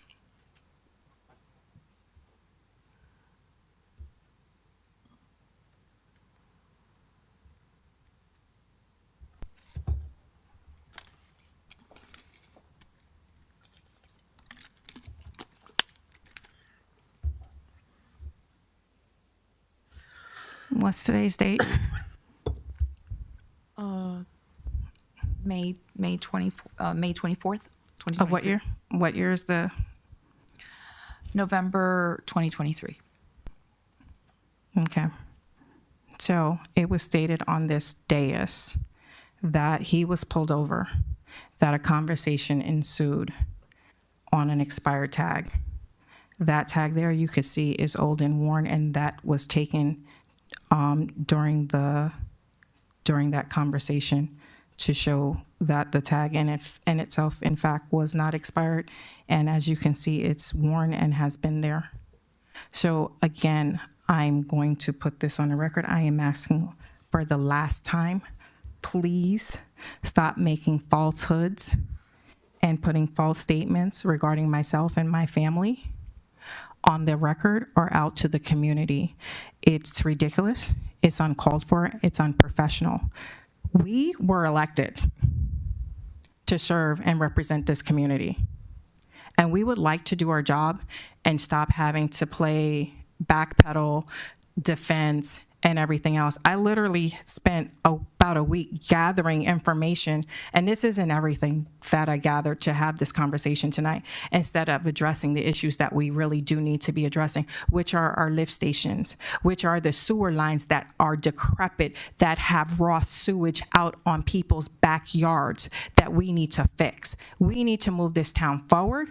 We need to correct the issues. We have new staff in place. We need to get going and get the ball rolling on the stuff that we were actually elected to do, and not on frivolous BS of defaming, demoralizing, intimidating, or harassing our fellow employees, and that includes staff. We need to stop this today. So with that being said, I'm going to move on, but I am putting this on the record. Please let this be the last time today before legal action ensues. Actually, I need to address a couple of things that you said. Did anyone find the expenditures for the $2.3 million? Yes, it's there. My gosh, please. I've been asking for them. I still don't have Can you them. access your email from here? No. I will send you everything that was provided to you. It's on the server. It's on the server. I will. It was provided to me from the server. I will It's send been it the one to you. asking Please for it record. since February. I will send it to you. We were looking over the information to make sure it was all there and making sure it's accurate. That's the only reason why I haven't sent it out. Also, I don't recall us voting to redo the loan to repair Lift Station 17 over the last 2 years. Do you recall doing that? Well, why wasn't it done? Well, here's what happened. We got thrown the fact we had to pay $750,000 to satisfy a loan that the finance director never told us we had. And then when he came forward with the loan saying that the USDA called in the note, we had to pay a check for $750,000 to pay off the loan. He couldn't tell us what the loan was for, what the expenditures were for. The town manager can back this up. Hodgkins can back this up. We were all here. He said, don't ask me what it was for. I have no idea. Been asking both him and the other finance director to find the expenditures on it since we had to pay that loan and write that check for $175,000. But to this date, I still have not seen anything come into my email stating what it went to. We didn't redo a loan. We didn't even know about the loan. JC, you've been here 3 years. Did you know about the loan? No. You? No, I didn't. I did not know about the loan until Harry brought it up to us. We did not know about the loan till the USDA called in the note and the finance director says, we got a problem. We got to fix it. And that's what we did. We fixed it. We paid off loan for $750,000. And after that time, we were trying to get him to get the expenditures to find out what that was for. Go ahead, JC. It looked like you were going to say something. Yes, on it. we were provided the information that was in the server. I didn't have access to that section of the server. I didn't even know it existed. So we got the information. We're reviewing it. I just want to make sure that all the information is there. I'm not intentionally withholding it. I just want to make sure it's all there, and that's what I'm doing. Furthermore, I openly tried to get people to run for every single seat in here, to get even for our seats. I went through my community, put out flyers. I went through every community, every food drive. I put out flyers trying to get people to run for office, trying to get people involved in the town, trying to get people to come out to the meetings. It was very difficult. I put signs up around town trying. Marlon made signs. I took those around. I posted those up too. We posted things everywhere trying to get people to run. Just because no one ran against myself and Hodgkins, we still are here. You were appointed originally by myself to the commission, and then you ran unopposed. We went through the process. I went through it twice, ran unopposed. So we're here no differently than the three of you. You guys had to run an actual election. We were unopposed. No big difference. And then also I noticed, all the things that you said stated criminal-wise, you left out burglary. That was another one that goes right along with all the other stuff. So that was mentioned. So Okay, do you want to define burglary? Let's go ahead and pull up the Webster's Dictionary to define burglary. why don't you pull up the Florida statute? That's where it's most accurate if you're going to do it. So guess what? Okay, so again, who are you saying committed burglary? Who committed a crime? Okay, let's go ahead. Entering the building illegally with intent to commit a crime. Who did that? Illegally would mean what? not having a badge to get in, not having authority to get in, because that's not what happened. Committing a crime. What is the crime? Making copies of the agenda to be prepared for a meeting 2 days later is what? A crime? Oh, yes, a crime to come to work and be prepared. No, we shouldn't do that. We should rather come to work, not be prepared, and then let a dictator tell us what to do. Is that what you're asking for? Because again, where's the crime? Doing my job is not a crime. That's what I was elected to do. With that, are you finished now? Because I want to make sure we're completely clear. I don't want to have to keep Nothing going else on back. these items. Thank you. Okay, thank you. 16.8, town attorney position. JC? Yes, Madam Mayor, Vice Mayor, and Commissioners.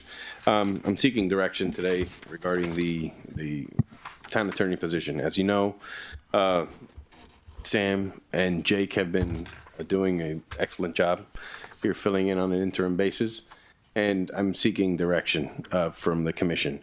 I have received a couple of concerns from you, from some of you actually, regarding going out to bid, getting proposals, doing your due diligence, and because of for fear of the OIG and not wanting to replicate this, a lot of you are new, and if that's what you guys want to do, that's totally, you're right, and that's okay to do. Yeah, like I said, your concerns weren't really with the performance. It's an issue of having options, taking a look at what's out there. It's totally up to you guys. It's not one way or another. It's for you guys to decide. Either way, there's no wrong answer for you guys, and I know you guys were struggling with that. I just wanted to make that clear. Go ahead. I'd like to comment on that. I had many good meetings with Horowitz and his company, and this is not a question of mistrust, but I do believe that we should go out to bid, and I would please ask Horowitz and company to join in to get that contract. But it's morally, I think it's our duty to put it into bid, so nobody out there can question our relationship with our town attorney and how it came to be. So I would prefer it to go out to bid, but it's not a question of mistrusting what we have right now. Okay. Is there any other? Okay. I'm seeking for direction if anybody wants to ask. Yeah, I hate the situation, but I think it's the right thing to do. May I make a comment, Mayor? Yes. Just very quickly on this point, and I appreciate your comment, Vice Mayor. I will only offer, it's certainly been a privilege and pleasure for my law firm to represent the town. We've done it for a number of years as your special counsel, and for the past roughly 6 months as your interim town attorney's office. We serve at the pleasure of the commission.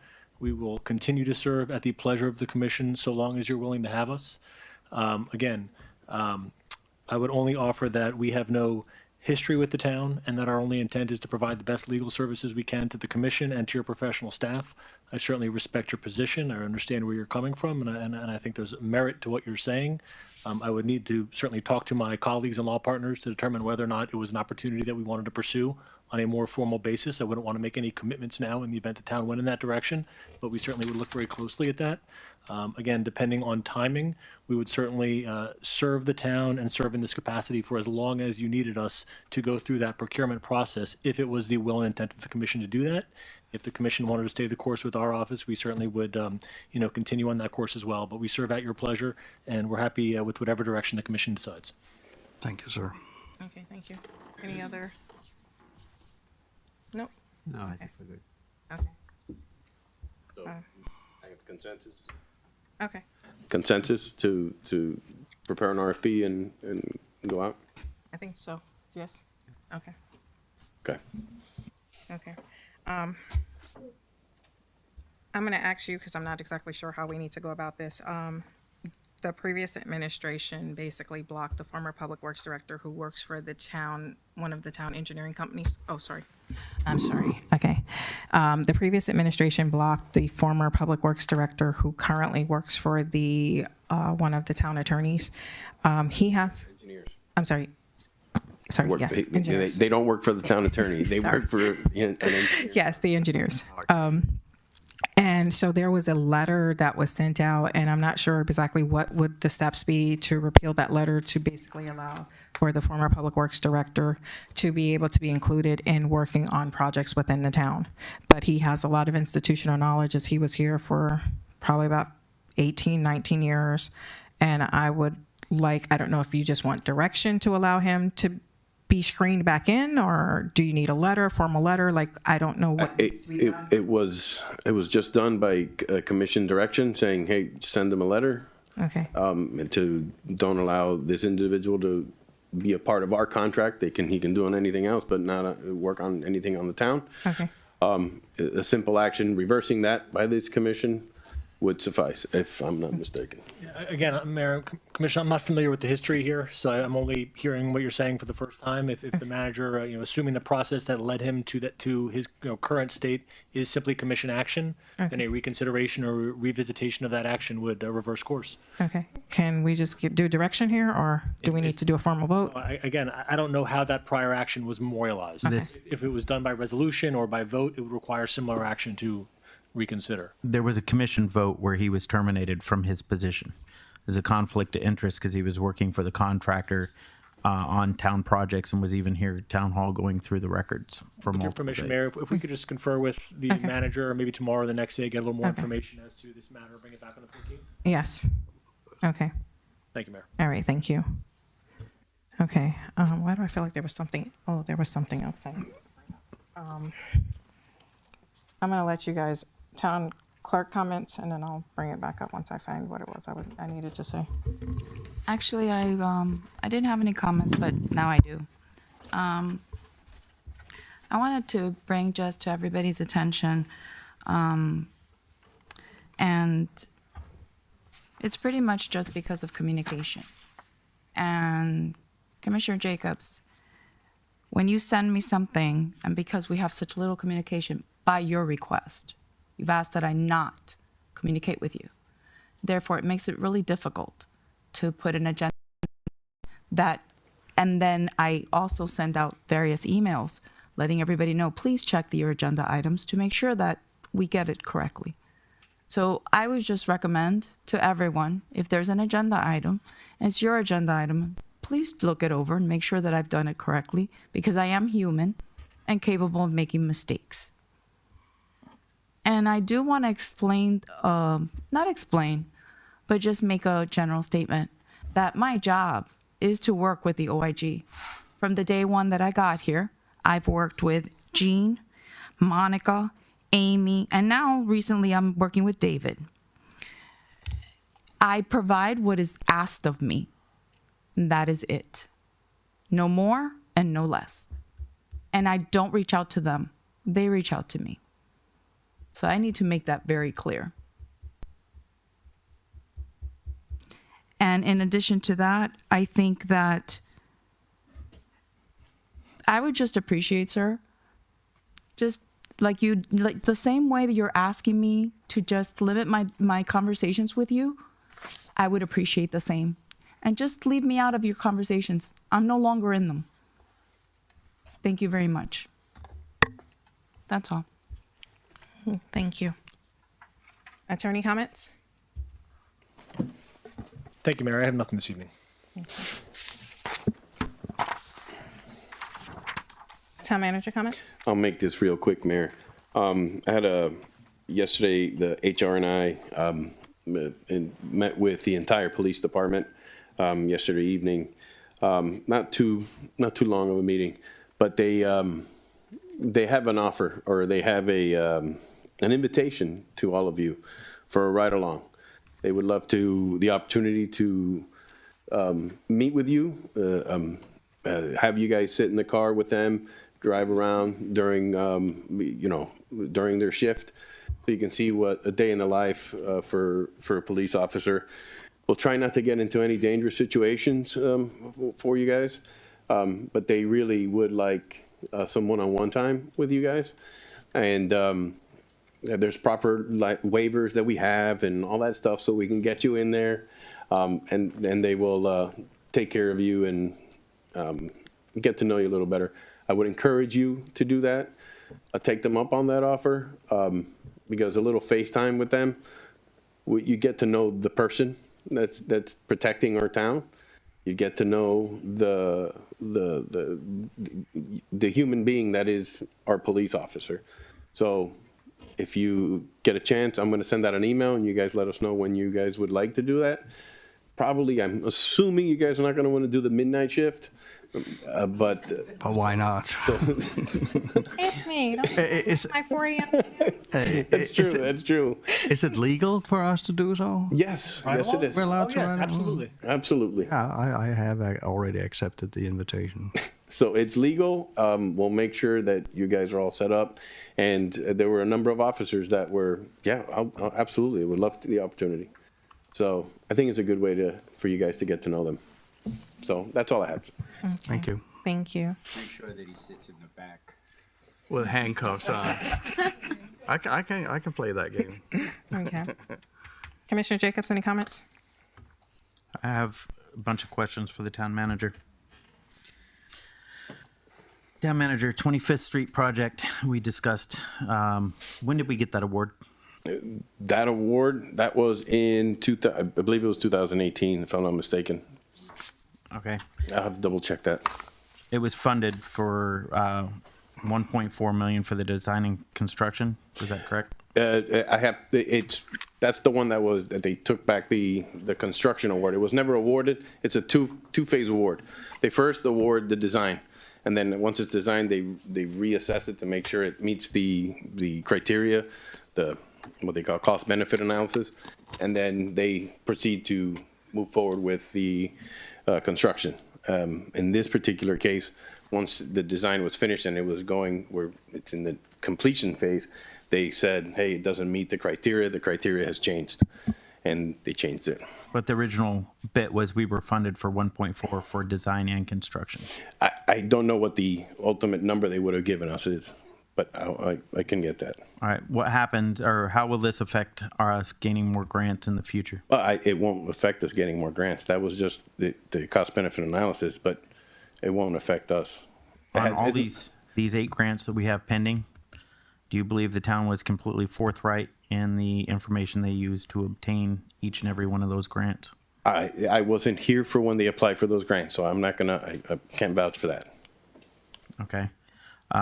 I asked many times up here, do you have the list of when they all originated? I was going over, the new public works director has it. I will be getting that to you guys, and just want to make sure it's all updated and correct.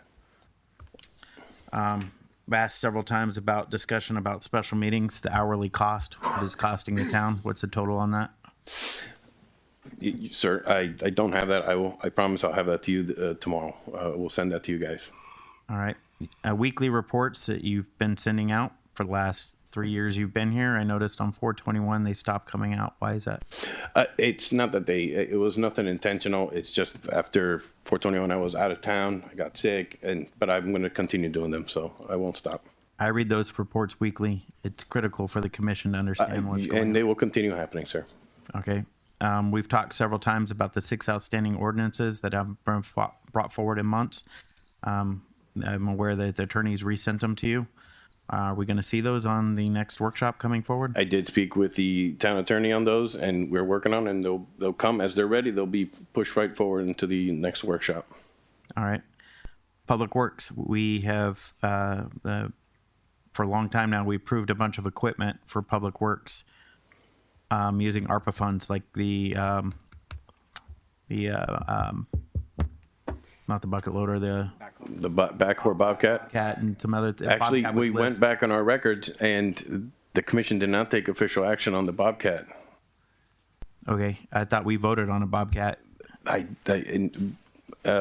Roy was I don't know where Roy. Can you go and just double check? Yes, I'm going to double check, but he checked his records and he goes, it was never approved. Like we had a discussion before about their equipment out there is over 20 years old and failing. So this goes into my next question that some of the guys out there are still using their personal tools. I thought we fixed this problem. I thought we did too. So I'm going to check with Aleem and make sure that they have their tools, but I thought we fixed that. The pole in the park in the cover over there that BSO ran into, their insurance was supposed to cover the repair on it. Still not fixed. Where are we at on that? I'll get Have a temporary support still holding the up. temporary support is there. I'm going to speak with Steve and come up with a permanent solution on that. As far as BSO, I'll speak with Captain Coker and put me in contact with their insurance people. SRO contract, what's being done? Where are we at on that?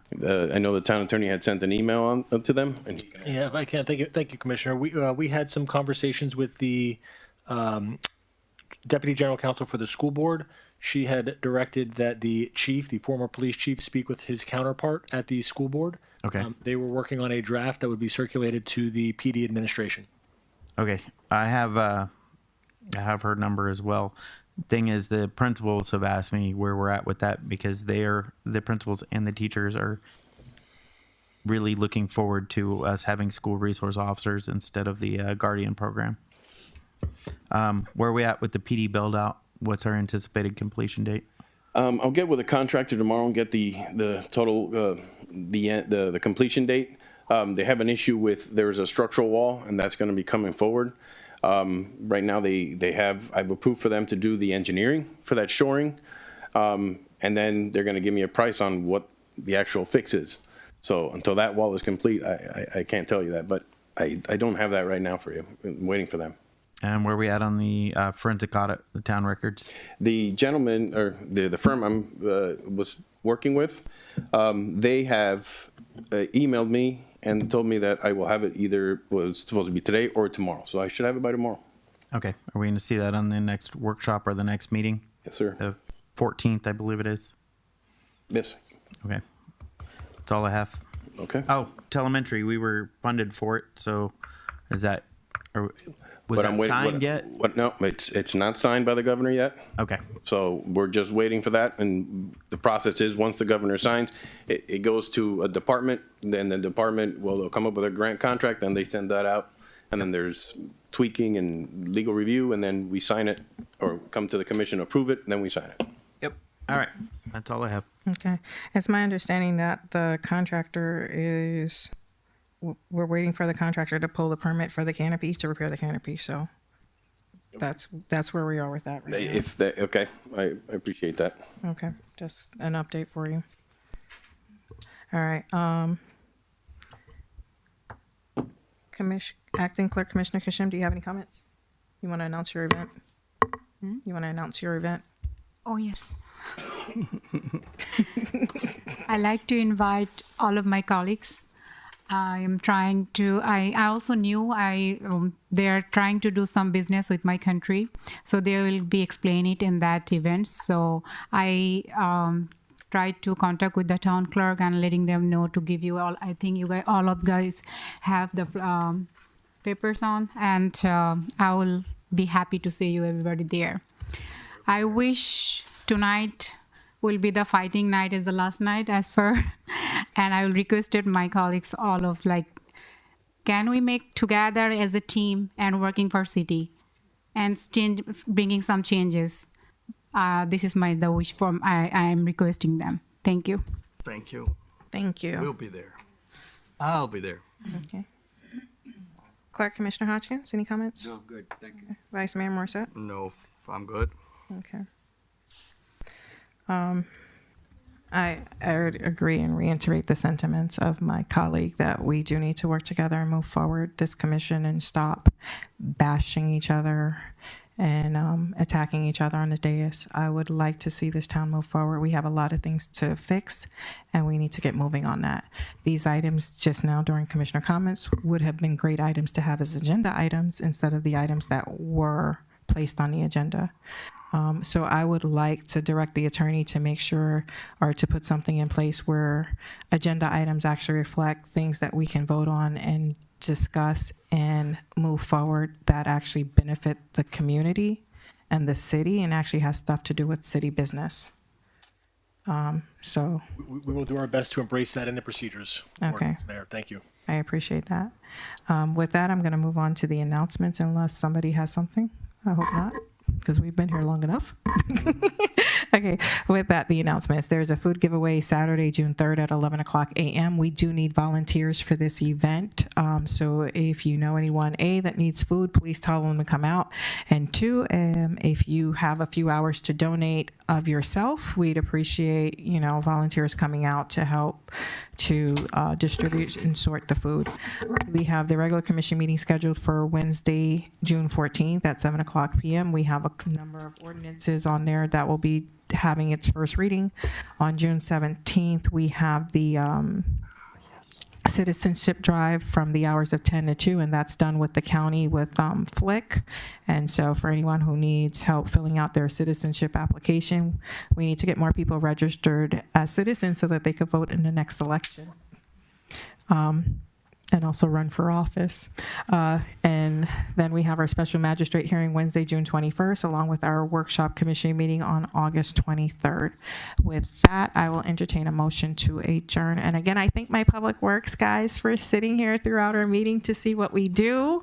We appreciate all of your work since it is Public Works Week. We appreciate you guys coming out here. We appreciate all our employees for coming out, but we really appreciate you guys because we know that you guys are here at like 7 a.m.